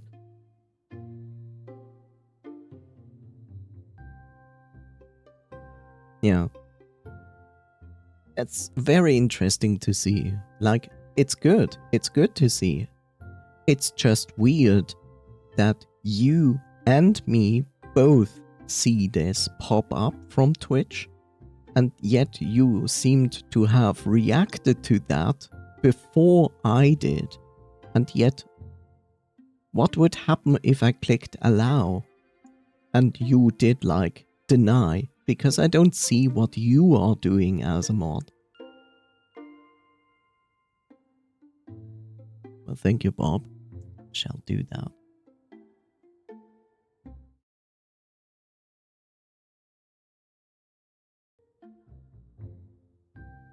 So maybe when Twitch didn't do anything and the message came through, that's why Seribot didn't get to do anything. Maybe. I think this is... the feature itself is a better function, and I just find it weird that you see it and I see it, and apparently you can do something, but I don't see if you denied that message. It just stays in my channel and says like, we found this message, and I also can choose allow or deny.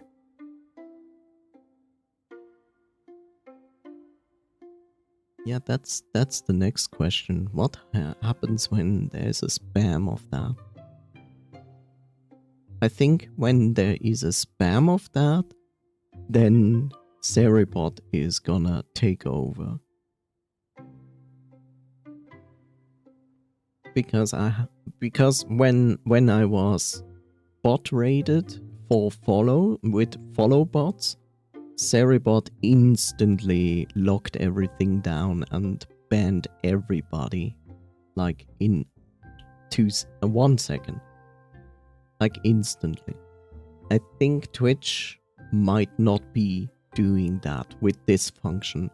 I think this is just meant as if I catch a few, it's fine. But if it's like spammed, I'm not sure if Twitch is actually gonna catch them all. I wonder. Not that I want to experience it, I just wish I would know. And by the way, that is not going to make Ceribot obsolete, not at all. Ceribot is specifically catered towards hate raids. And that's why it's not bad to keep Ceribot in here at all. I feel like when there is a bot raid or a hate raid of any kind, I think Ceribot is still doing its job and much faster than whatever Twitch is currently throwing at the system. I think this beta feature is meant only to catch like certain amounts at once. But yeah.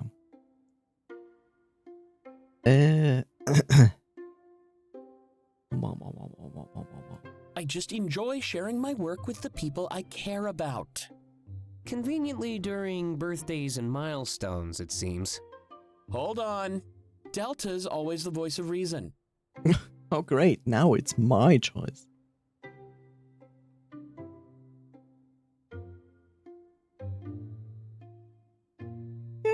Will be nice here.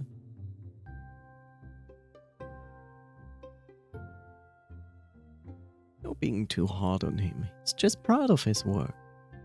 A little too proud, if you ask me. Wow. I'm sure Twitch would have countermeasures so that their server would not be overloaded. Maybe, I don't know. I haven't seen a system yet from Twitch that literally does what Ceribot is doing. Even Twitch, and here's the thing, like once Twitch did ban Ceribot, the channel, and therefore the bot, by accident. And they instantly reinstated the channel because they are absolutely aware of Ceribot and what good work Ceribot is actually doing for Twitch. Because they know they have no solution like Ceribot at the moment on their own system. So Ceribot is pretty much liked by Twitch itself. Not just the users, but Twitch, the platform. Thanks for trying, Delta. If it's that troublesome, I'll just stop. I think they're just bugging you. I can't get a read on you, man. You go from calling me a genius to jealous. You can be more than one thing, Dante. Well, right now, I'm just annoyed. Can we make this line go by any faster? Not unless we're a member of the press, apparently. I can see cosplayers walking to the front of the line. How is that fair? Well, it makes sense that they'd get priority. It'd be easy to overheat or get uncomfortable in those things. Oh!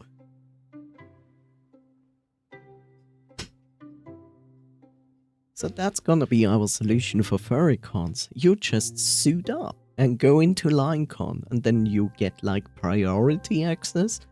I haven't seen a con doing that. That would be abused to no end. Everybody with a suit would fursuit in LineCon.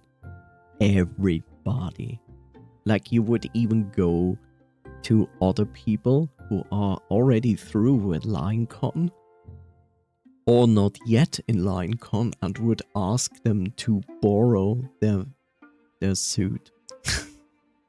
And then is the question, what is a suit? Is a partial suit also considered as a suitor, or is it only if it's full body costume? What's stopping people from taking advantage of that? Yeah. Just putting on a costume and getting priority? That wouldn't be taking advantage of anything. Yes, it would.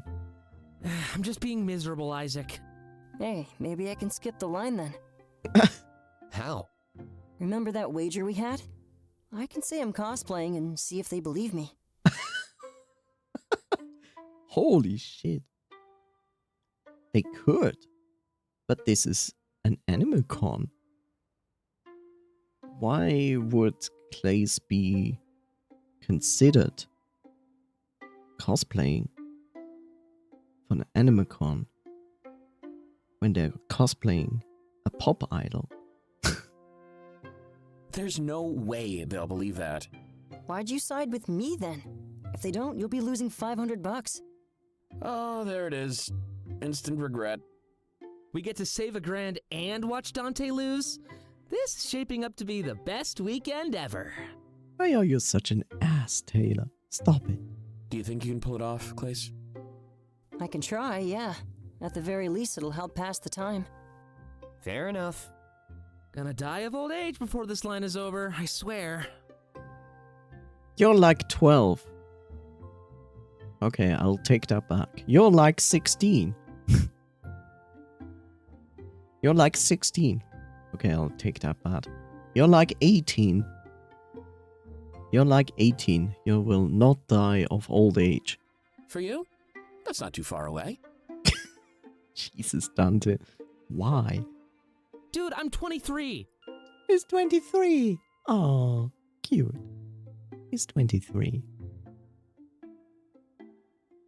He's 23 and about to die of old age. Where does he live? Like 2,000 years ago? Ino makes a sound that signals his annoyance and turns away. You're all good if I step away for a minute or two? Go for it. We'll still see you from here. Just try your hardest, all right? I don't want to lose $500. Hey, you agreed to the bet. He smirks and walks away. As he makes his way to the head of the line, he passes a large crowd. It's odd to see no grief or pain or any of their faces. It seems like a lot of people just want to have fun and forget about everything. I guess that's fair. The situation outside wasn't exactly the brightest. But it's that do-nothing mentality that caused everything to begin with. Even we were partying and pre-gaming while the Zeros starved. At least we opened our eyes along with a big portion of the world. That town square was now full of allies, too many for Argus to take down. It seemed like the best course of action might just be a full surrender. What else was the leader expected to do anyway? They were appearing for the first time with their approval at an all-time low. Anything other than subservience and an apology would be laughable at best. They need to be held accountable for this. Maybe I'm just saying that because I fear for our safety, though. You know, I have an idea and I don't like it. Despite that, Isaac says Cypher's defeat is still a very real possibility. I gotta stop provoking my anxiety like this. I keep watching the crowd and I'm stuck by a moment of Sunder. Whatever Sunder is. Sundered. Every person here has a life just as complex as mine. Dreams, fears, loved ones, and even enemies. Normally, when this happens, I just admire the realization. But this time, I feel jealous. For the first time, I wish I was someone else. Someone out there who might not have Argus hot on their trail. Does such a person even exist, though? When I start to think about it, Argus has almost everybody in their grasp. The possibility of taking down such a foe seems almost impossible to me. At the very least, I'm envious of their ignorance. They say it's bliss, but I'm actually starting to... They say it's bliss, and I'm actually starting to believe that. The more the world opens up to me, the less welcome I feel. Hey, Hey. We are back at HeyCon. We all turn to look at Clace, who has finally returned. yeah, me and Dante owe you $1,000. Ew. What? Sweet victory! What did you think was gonna happen, Dante? It's so obvious that it's him, though. You only say that because you know it is. We're at a convention. Costumes are a dime a dozen. Fine. Fine. I accept defeat. But I'm gonna be a sore loser about it. So there. Don't worry, I'm gonna be a sore winner too. It's on then? Oh, it's on. These two. They're always like that.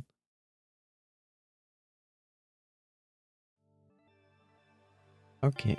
Let me save. Now a View journal which journal entry. entry. We have 2 journal entries. Okay, interesting. Oh god, I need to read. I'm feeling a lot better now. Things make more sense.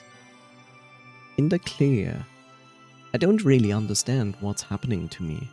Part of me wanted to tell my counselor that I wasn't doing too well, but a feeling in my head completely discarded that thought. It was like my instinct told me I couldn't do it. But why? It was the same thing that I felt before I spied on Clace's diary, and when I tried to tell Dante that I saw the Argus agent at our party. Something kicks in and completely removes that option from consideration. I wonder if it has... I lost the line. I wonder if it has something to do with the fact that I could be under watch by someone from the future. Kind of ironic in a twisted way. No matter where you look, there's some invasion of privacy at play. I just wish I wasn't part of it because of what I did to Clace. That will haunt me for the rest of my days, I know it. I'm happy to be clear though, even if it's not under the best circumstances. Those deaths in the town square really shocked the world and put everything on fast track. Hermes, or Isaac, is going to take action in just 4 days. January 5th is now affectionately known as Hermes Day. But you probably already knew that, didn't you? You probably already know how all of this turns out. I wonder if that's why I feel like my choices are limited sometimes. Maybe something bad would happen if I go off script or try to create memories that don't actually exist. Is that why I can't say what I want to say sometimes? Is it because a future already exists where my words and actions have been determined? Maybe Find binds me too, even without Komorebi.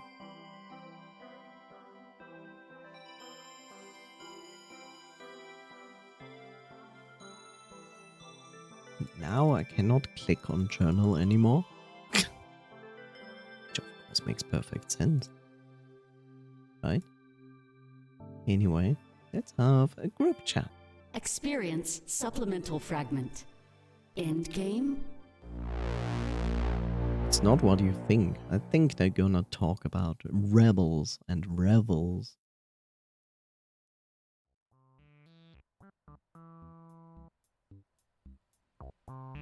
Hey, Dante. Hey, Yeah? What's gonna happen next? What do you mean? Like, after Argus is taken down, I imagine things will be pretty chaotic.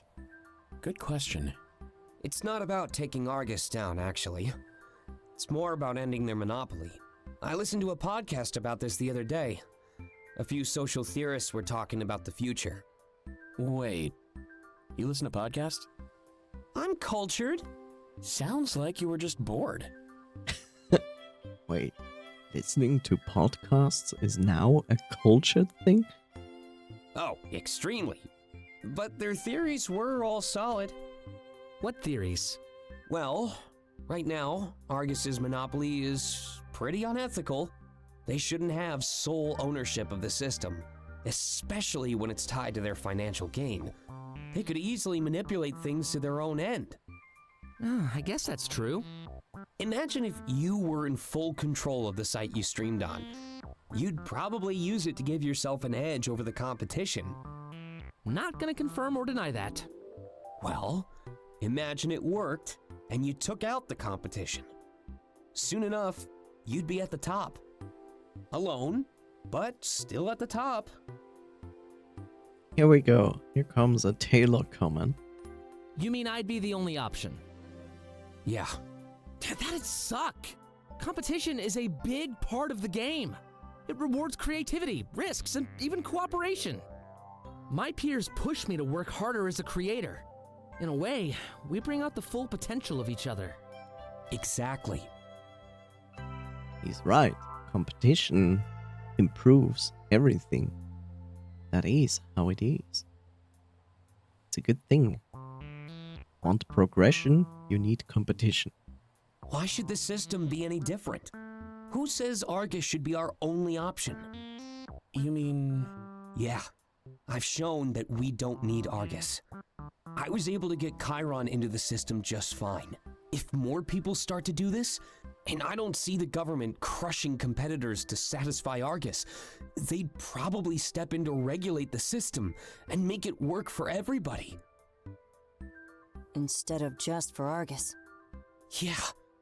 Then there'd be new companies, price wars, and even innovation. Argus would need a really good reason to keep you with them. Right now, they don't, since you can't go anywhere else.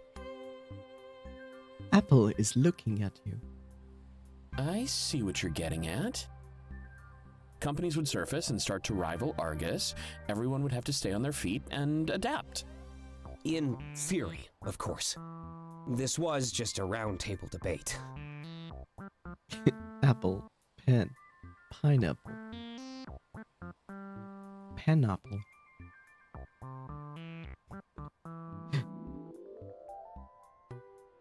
I say Apple because Apple is doing that. But I also know that Coffee Siphon is not liking Apple. Please don't obliterate me. Obliterate is a good card in Magic. Is a social theorist even a real thing? I've never heard of that before. I think so. As long as we're talking about social theories, what do you think life would be like without Komorebi? Probably not much different, to be honest. If you wanted a monopoly, I imagine you'd stop at nothing to achieve it. So, even if the path is a little shaken up, the end result would still be the same. Makes sense to me. Regardless of the circumstances, people always seek power. We just need to make sure that we give it to the right people. Hopefully, this plays out the way you expect, Isaac. That's the part that worries me, actually. We won't know if the alternative is better until it's already too late. All we can really do is hope for the best and act with good intentions. True. And you will never know if you don't try. To good intentions, then? Yeah. To good intentions. Nothing bad ever came from those. Stop being so salty and realistic, Taylor.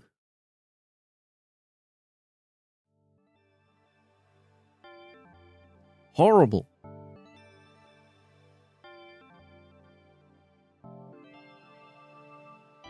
Experience supplemental fragment. Favorite work. New.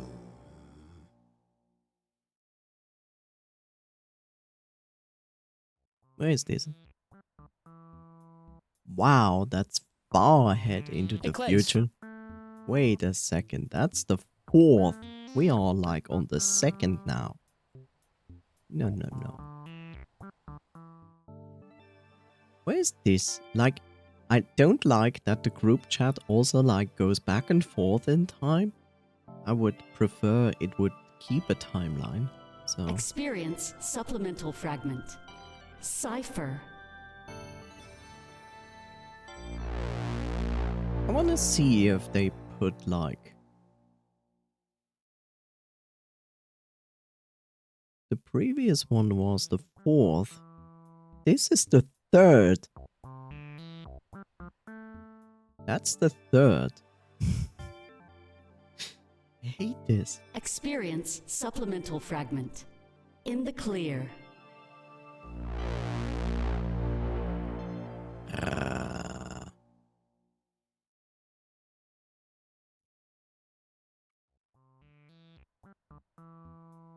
This is the 1st again.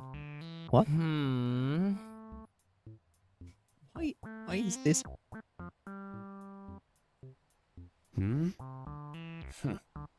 We have to throw a party now, right? Another one? Really? Hopefully with less booze. Yeah, definitely. I just want to celebrate Delta's accomplishment. Celebrate me? Really? Yeah, getting cleared is a big deal, especially at your age.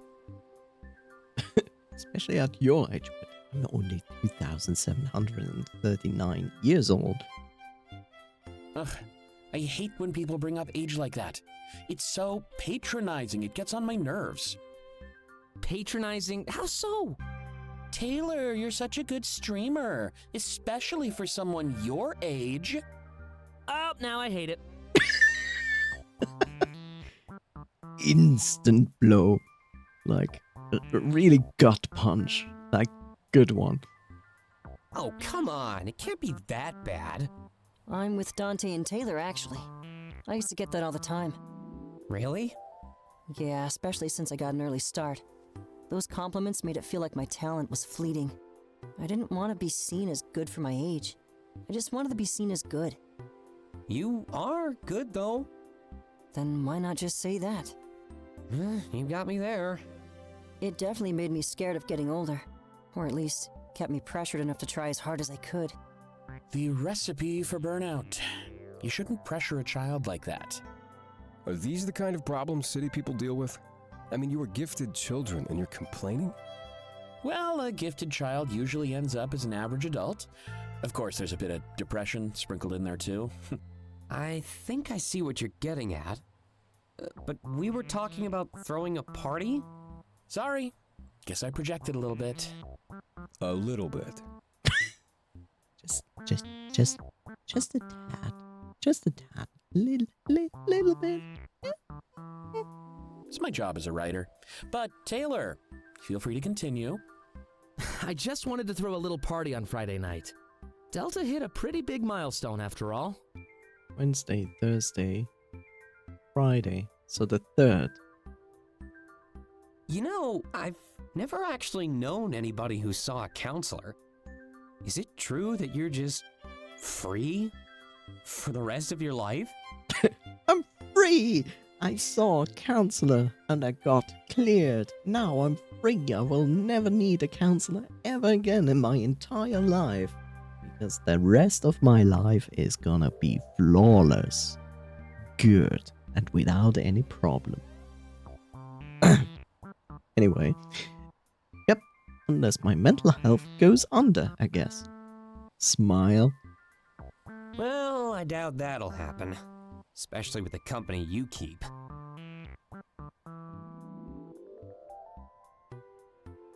To some degree, he has a point.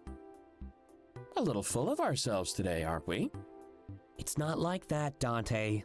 Remember, Delta moved here for a reason. They had a counselor back at home, too. Yeah, I saw them for years. Exactly. But look at how things went since you moved. Just a couple of weeks and you're already cleared. It's like I said from the start. Things are better here. And I think that's worthy of a party. Don't you? Should we throw one in our room? Room party has always a positive part in it, I think. Maybe. Who knows? Yeah, that's what I was thinking. I'll invite a few of my friends over. Just don't tell them the real reason why we are partying. Right, of course. They'll just be there to add to the atmosphere. Maybe Isaac can invite a few of his friends too. Sounds good to me. Well, that's why we're here, right? To blend into a crowd? Might as well do it with style. And we're still on for the finale of our campaign, right? Yeah, we'll make sure to do it before the party. Can't wait to see how it all ends. Trust me, you're gonna love it. Are you? Are you going to love it? Are you going to love the ending of Winds of Change? I'm not so sure about that, Taylor. But then again, it's actually, that's the interesting part. What they are playing is literally past the ending of Winds of Change. It's the future of Winds of Change they are actually playing. So we actually do not know how that would end. That's the interesting part, isn't it?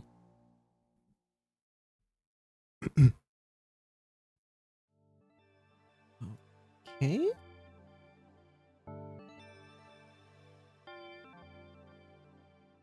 We are on the second, so let's see where this is going. Supplemental fragment.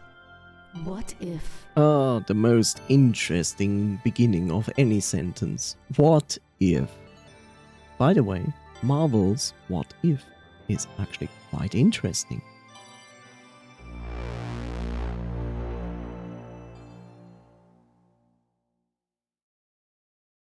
That's better not gonna be in the future. It's the third. We are on the second.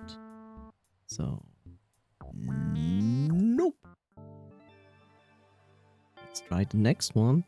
Experience supplemental fragment. Leadership theories. I like that when the scene loads, it shows us the date first before something happens. This is okay. So, I've been thinking.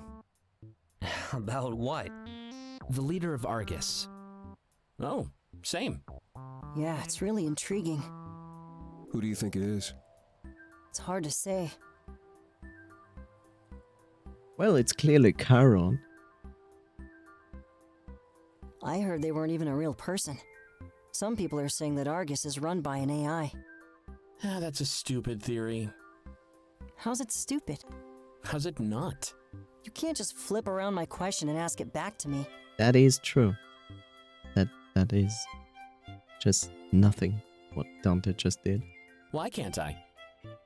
You can, but it's not actually saying anything. It's cheating. I've heard about that theory, actually. But I'm pretty sure that's impossible. What makes you think that? Well, Cypher has been up against Argus for years. The way that Argus responds to things is definitely real. An AI would be a lot more cold and calculated. You mean more cold than letting people starve to death? Unfortunately, yeah. I'm not really sure how to explain it, though. You don't. That is extremely logical. Like, if it was an AI that would just coldly calculate chances and things, they would literally just go out and, like, exterminate everybody outside. Like, every zero goes outside. Oh, they disappeared. Nobody knows about that, but it's one less problem. Like, if you truly take a cold, calculated machine thinking of an AI, then yes, you would literally kill every zero, because it's a potential threat in a system where you wanted to control it all. Like, you don't even need to be an AI for that. Like, if my sole goal is to control a system and eradicate any possibility of rebellion,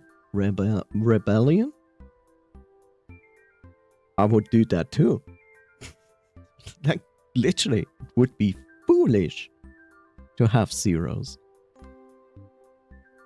It surely is ethical, from a moral and ethical standpoint, absolutely not acceptable. But if your sole purpose and goal is power and stay in it and reduce any kind of risk that might threaten your power, that would be a no-brainer.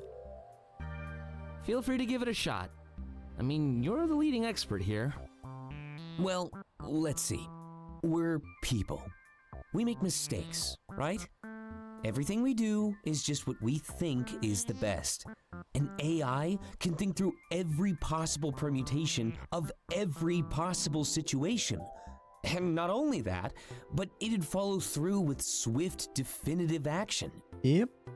The things that have been happening don't come across that way. We can sense a hesitation that wouldn't be there otherwise. Like a person being faced with difficult decisions. I guess that makes sense.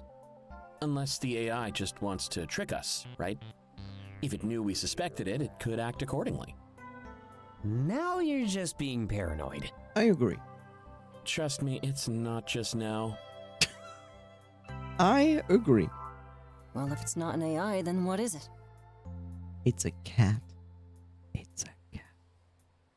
I think you mean who. It's a cat. Right.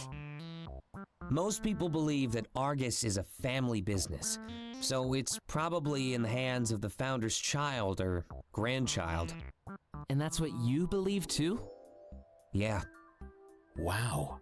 Imagine if your grandparents created Argus and the system. All that responsibility passed down through the generations. Strange. Someone comes to mind. More like forced down, but it's a pretty fitting punishment if you ask me. Fitting how? Suffering for the choices of those that came before you, that's basically the fate of every single Zero. It's pretty poetic that the Argus family would suffer the same way. Whoever's in charge right now, it was a choice made for them. Makes sense to me. A lot of us are just around for the ride these days. Hey, is that a shot at me? Maybe. Wait a minute. You said it could be their grandkid, right? Yeah. That means they could be around our age. It's a very real possibility. Can you imagine being under that kind of pressure? That would be the worst job ever. Running the world yet barely knowing anything about it? Just like any other politician, if you ask me. All they want is a few extra zeros in their bank account. Few more zeros in the bank account. Hopefully from the right side and not from the left side. But I would say from the left side would give them a better motivational point. I think you're all missing the main point here. Gonna enlighten us? Well, whoever it is, they're just a normal person. They won't live up to the mystery that precedes them. Because how could they? Their identity is one of the biggest secrets in the world. No matter who shows up, those shoes will never be filled. That's fair. So we should just lower our expectations. I find that helps with most things in life. Besides, it's a big deal to appear right now. Public opinion is at an all-time low, and then there's those deaths.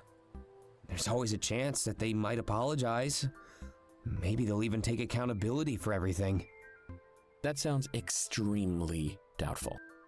I guess we just have to wait and see. That's all we really can do. Yeah. Only 4 more days. Then this all comes to an end. Right.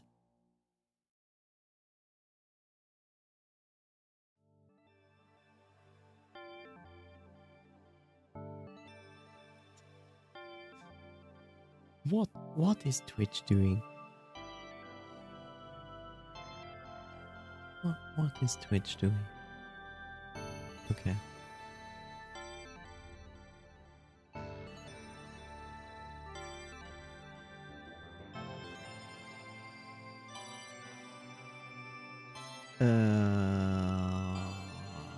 Second. Let me check. If there was- Experience supplemental fragment. Day drinking. Oh, that might be in the future. Second. It's not gonna be the second. Nope, it's the fourth. What is this? Experience supplemental fragment. One last hurrah. You're still on the second. This is not gonna be the second. Yep, those are fourths. Anyway, let's go to this point. Experience pivotal fragment. Milestone.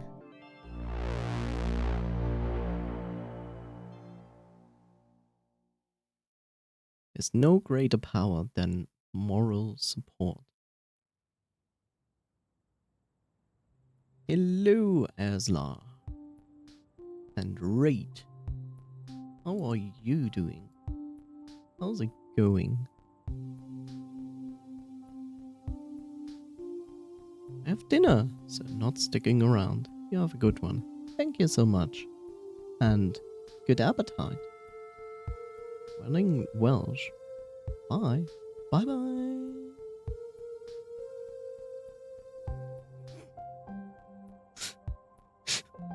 Coffee Siphon is like, I was already in this channel, but I raided it anyway. That's one sick cat move.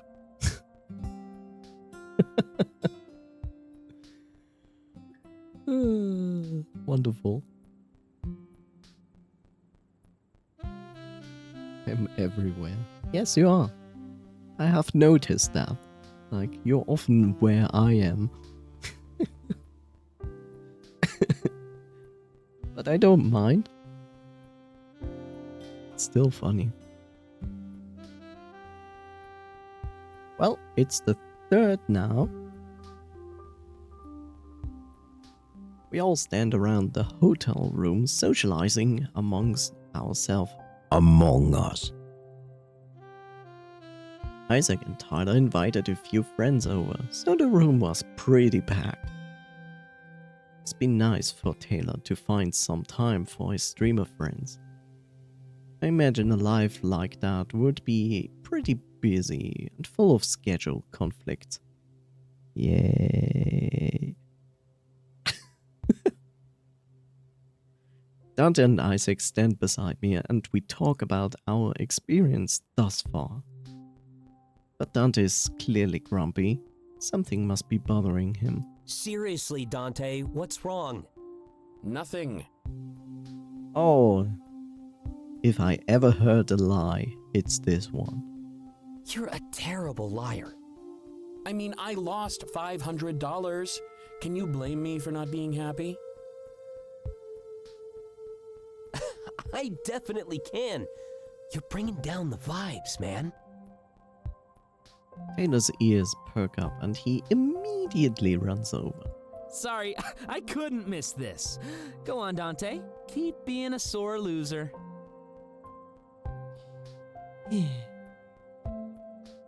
Sips his drink while he waits for Dante to respond. You know, Tyler. It's one thing being an ass to a friend, and sometimes you just have to stop doing that. I'm not taking your bait. Besides, I didn't deserve to lose. Something suspicious is going on here. Oh, so you were cheated. Absolutely. Clays walks over. I definitely didn't cheat. We lost fair and square, Dante. He just doesn't want to accept it. It's karma, if you ask me. Oh, I've been waiting for this. Karma for what? Making my chat buy you those headphones? Come on, we all know that was low.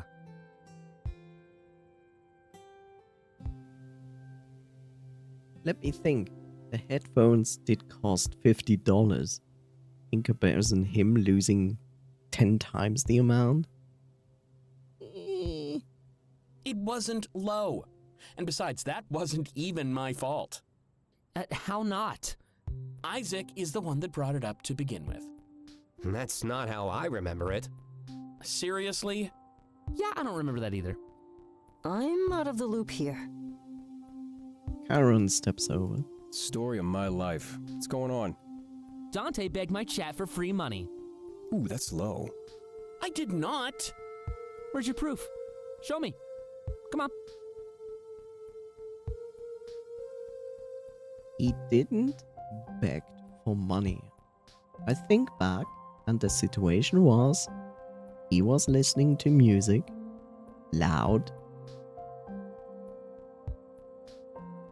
and he was streaming, which is weird because why did he stream at Isaac's house?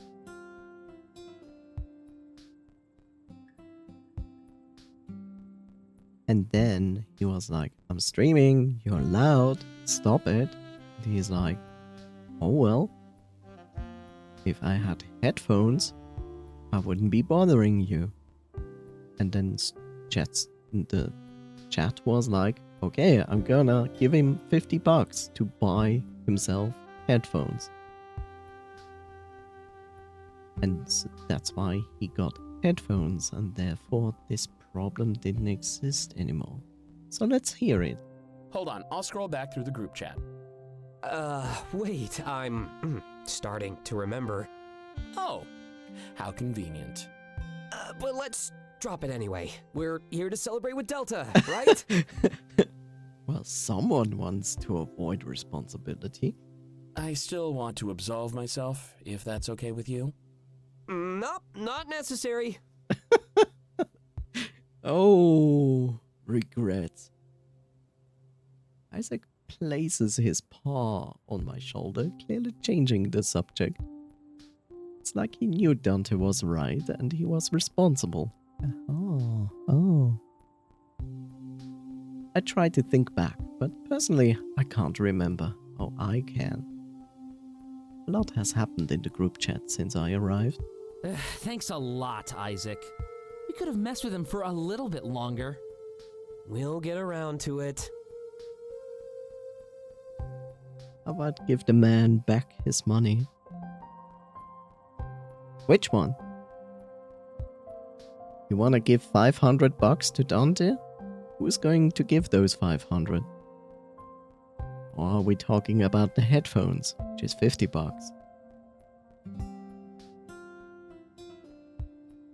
AKA, wouldn't he just cover it with $500 that he has to pay?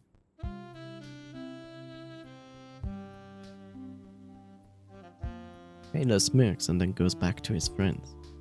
They laugh and smile. You can tell he gets along great with them. A sorry would go far. Yes?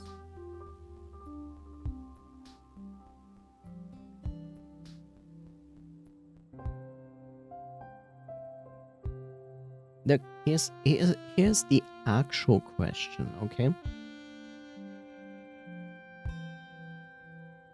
I would be fuming as well if I was in his boots. In which ones? Who? Taylor?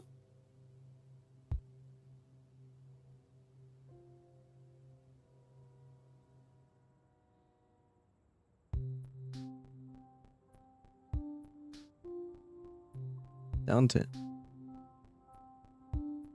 See, here's the thing. Apparently it was Isaac's fault, but I don't remember that.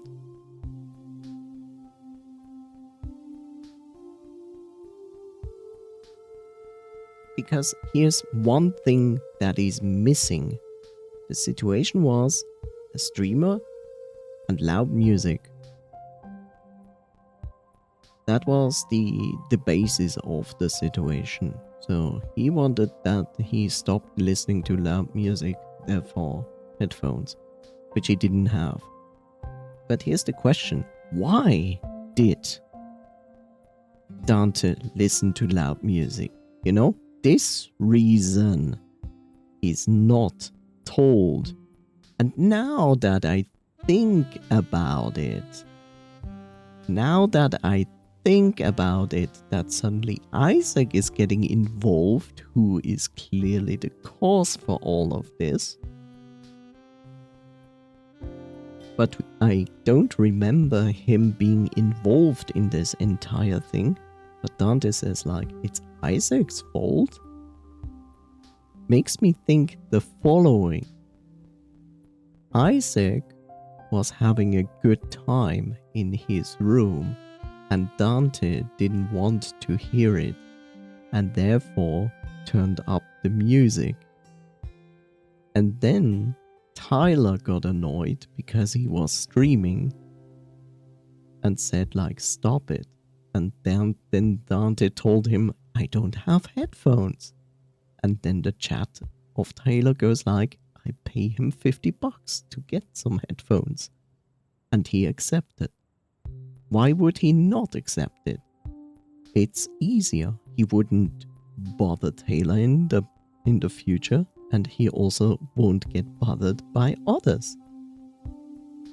But that's the point. We don't know. We only know that Isaac is the actual cause for the entire thing.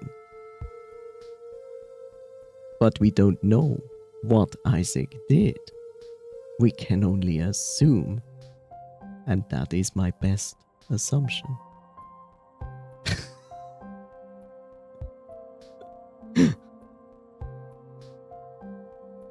But if I want to be honest, I want to know. I return. How is Komorebi? Good. Amusing. At the moment. That's good. I was playing parks with only 4 hours of sleep. Well, that sounds like fun. Let me guess. You still rock 'em hard, even with 4 hours of sleep. I wouldn't be surprised, actually. But I guess it makes a difference to hang out with people in your field. And especially to hang out with a group that isn't fighting Argus like we are. I'm an agent of Cypher now. That definitely wasn't on my to-do list. Well, Delta, how does it feel? How does what feel? Getting cleared, I mean. Must be a big weight off your shoulders.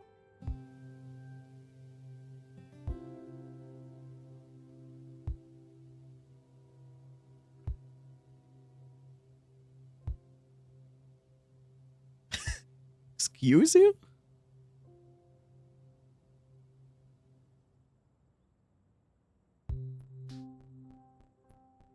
Yeah, but I'm not a patient anymore. I can ask him out.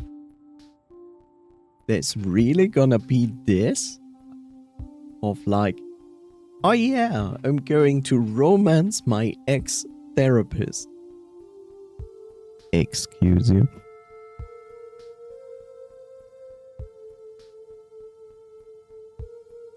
Huh? Really?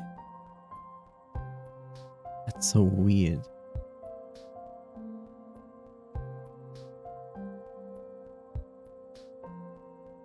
I will make an additional save for this.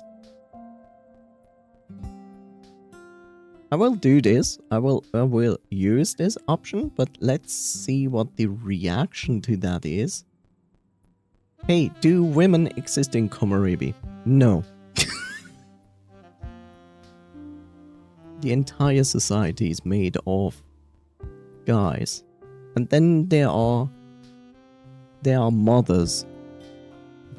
But just mothers. Nothing else. Women only come into existence to become a mother. And then they disappear.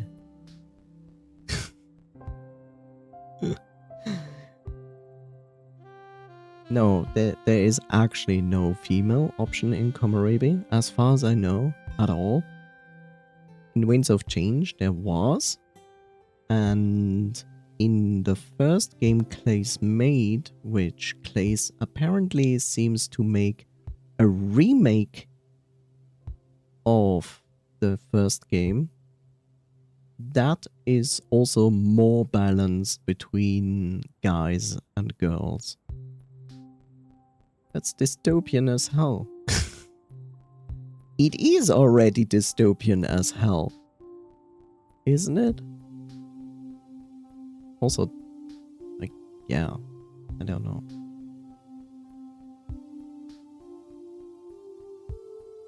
I mean, I agree with you. It would be nice to have, like, a mix of genders at least. Wouldn't be bad, if you ask me.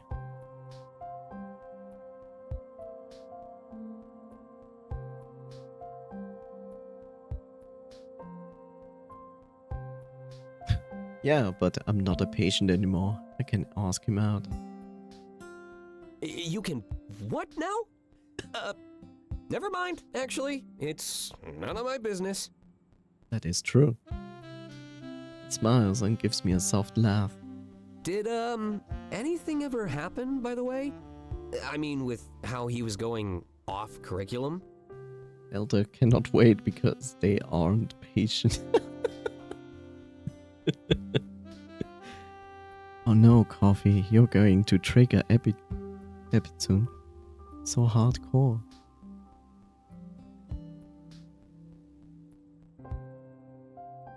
No, we were just running out of things to talk about.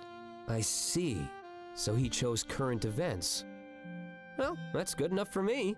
I was starting to wonder if he could be part of Cypher.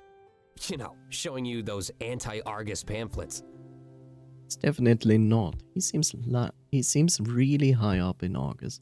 How high up exactly? He knew the leader was appearing before anyone else.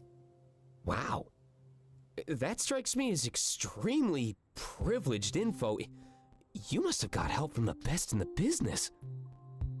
Explains how they got cleared so quick. Felt like it was only a couple sessions. It basically was. Weren't we supposed to keep this stuff on the down low? I doubt anyone can tell what we're saying, especially with how loud Taylor is.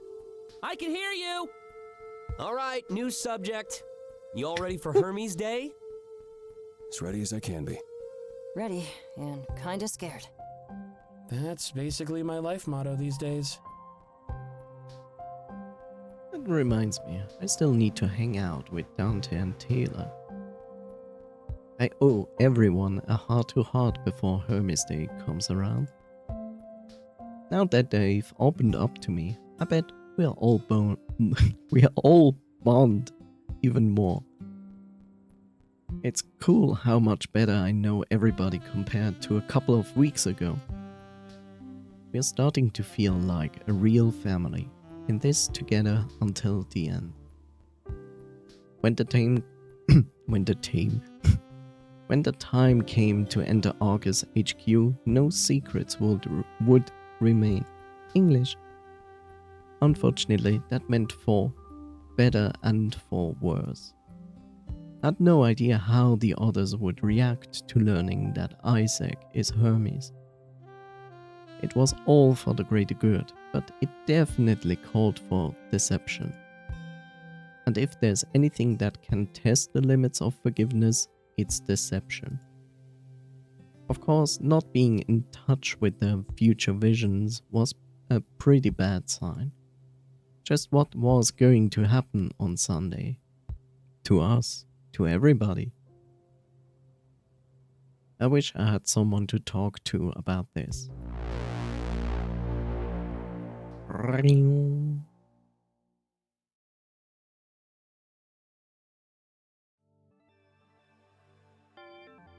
Okay. Wow, does this save even make sense? No, it doesn't.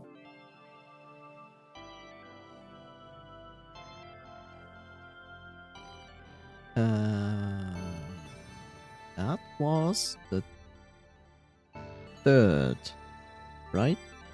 That was the third. Let's see. Third. Also journal entry? No journal entry. Experience supplemental fragment. Favorite work.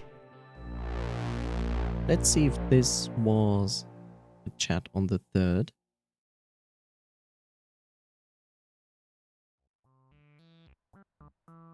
Nope. Was it? Experience supplemental fragment. Cipher. I checked this before, but I didn't write down what day that was. This is the 3rd, which is okay. Isaac, how long has this been going on exactly? 1 second. Is this also gonna be the 3rd? This must be also the 3rd, because they said like they're going to finish the campaign before the party that happens here. Anyway, any wishes for heart to heart? This is now your chance to have an influence. Which heart to heart you wanna see? I was going for 1 versus 1 with someone. I heard that I was going to be triggered or something. Oh, just read Coffee Siphon's last comment.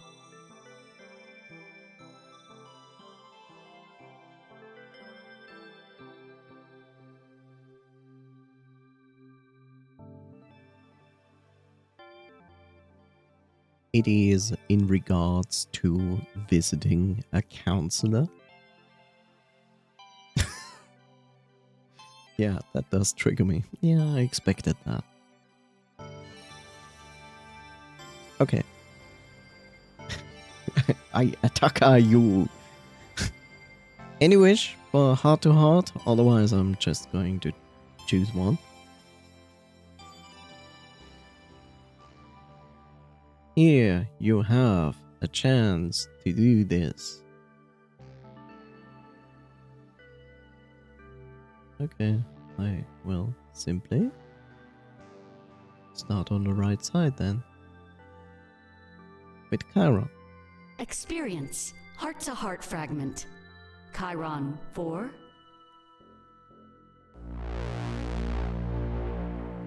That's gonna be interesting. In all honesty. Oh, this is back to the 1st. Interesting. Why did they always choose this saxophone music? Oh god. It's this like... Oh yeah. Oh yeah. It's time for Romantic 101. Once again, Chiron requests some alone time with me, as the rest of the group waits outside of our room for the next hour. Smile. I didn't have any plans for the rest of the day, so I quickly agree. He stares out the window, taking in the view with a look of awe on his face. I'm not even going to look at my subtitles, what they translated this to. Still can't get over how beautiful this city is. Kinda makes you forget how unforgiving it can be. Well, thank you, Bob. I shall do that. 1 second.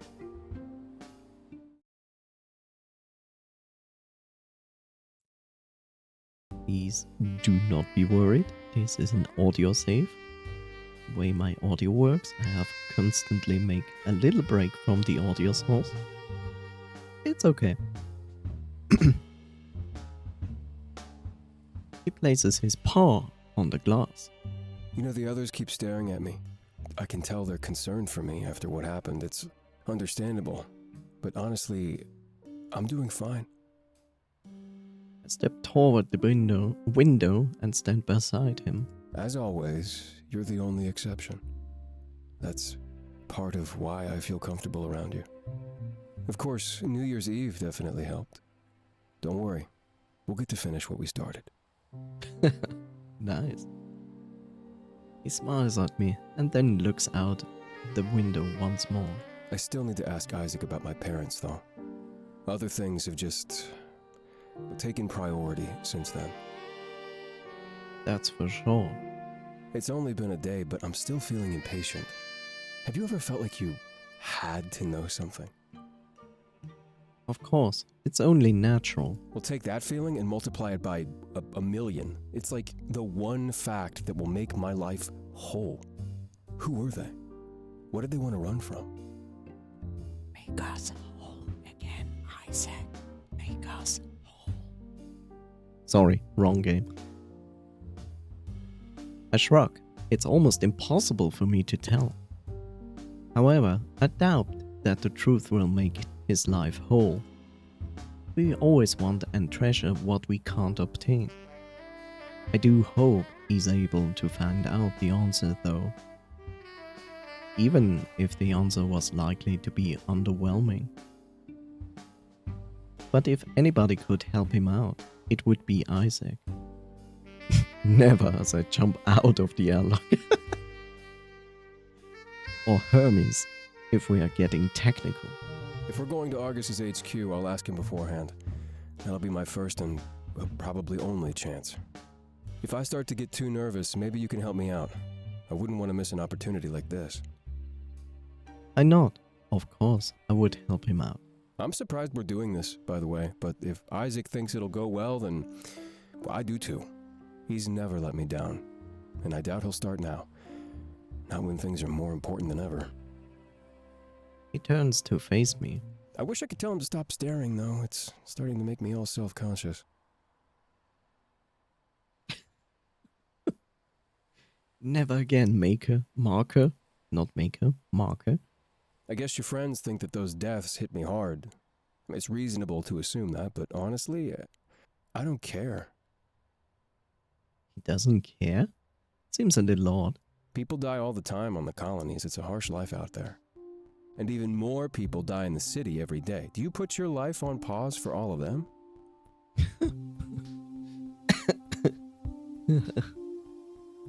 I guess he has me there.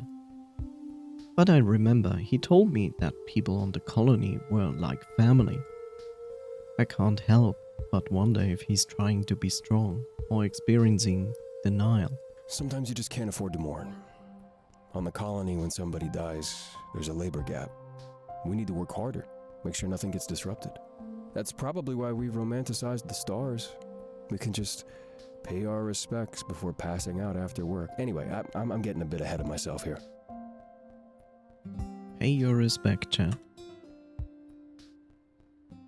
I just mean to say that those deaths didn't hurt me. In fact, I think I share the same mentality as everybody else. The deaths only serve to dig a deeper grave for Argus. And in that case, is it truly a loss? Or is it something that guaranteed our victory? I imagine it could be both. Yeah, maybe. But maybe that comes after we win. If we stop to cry right now, we'd sabotage our efforts, just like on the colony. We can't waste time mourning. Good job, Chad. We need to do it when the time is right. If we didn't have to stick by Isaac's side, I'd be out there, helping. I could buy food for the Zeros and help them last until Sunday. We're really lucky that the others have started to step in. Well, it looks like we're on the same page as them for once. Survive until the 5th. That's all we have to do, right? I nod. Then Hermes can carry out whatever his plan is. So, I say, we enjoy ourselves in the meantime.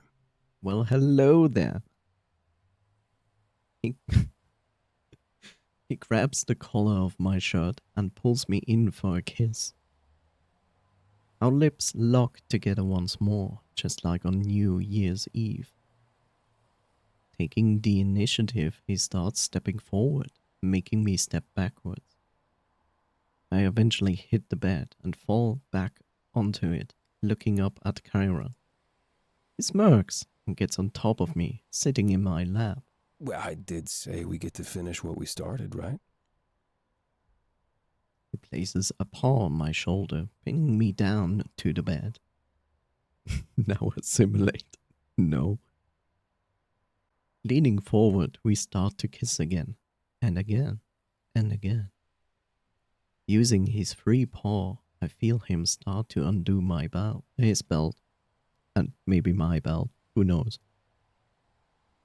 I feel him slide it off and throw it on the hotel room floor.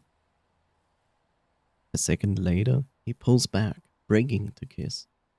I stare up at him, and he gives me a sly smirk. One sec. He reaches up to his collar and starts to take it off, just like his belt. After a brief struggle, it comes loose. Throwing it aside, it hits the ground with a loud thud. This is gay. Yes. Then a second later, we are kissing again. I run my paws along his body and bring them up to the top of his vest. As we make out, I slowly slide it down his shoulders and help him take it off. He did say he looked better without it, didn't he? I guess it was time for me to find out.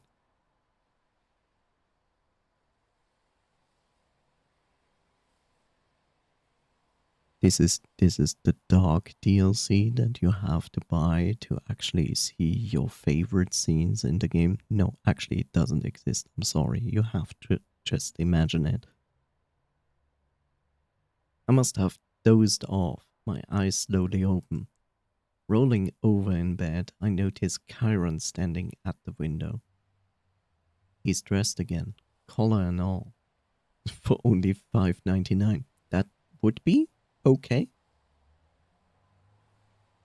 He must hear the rustling of the sheets, and he turns to look. Hey, Delta, come over here, won't you? I shake my head, warding off any fatigue before getting out of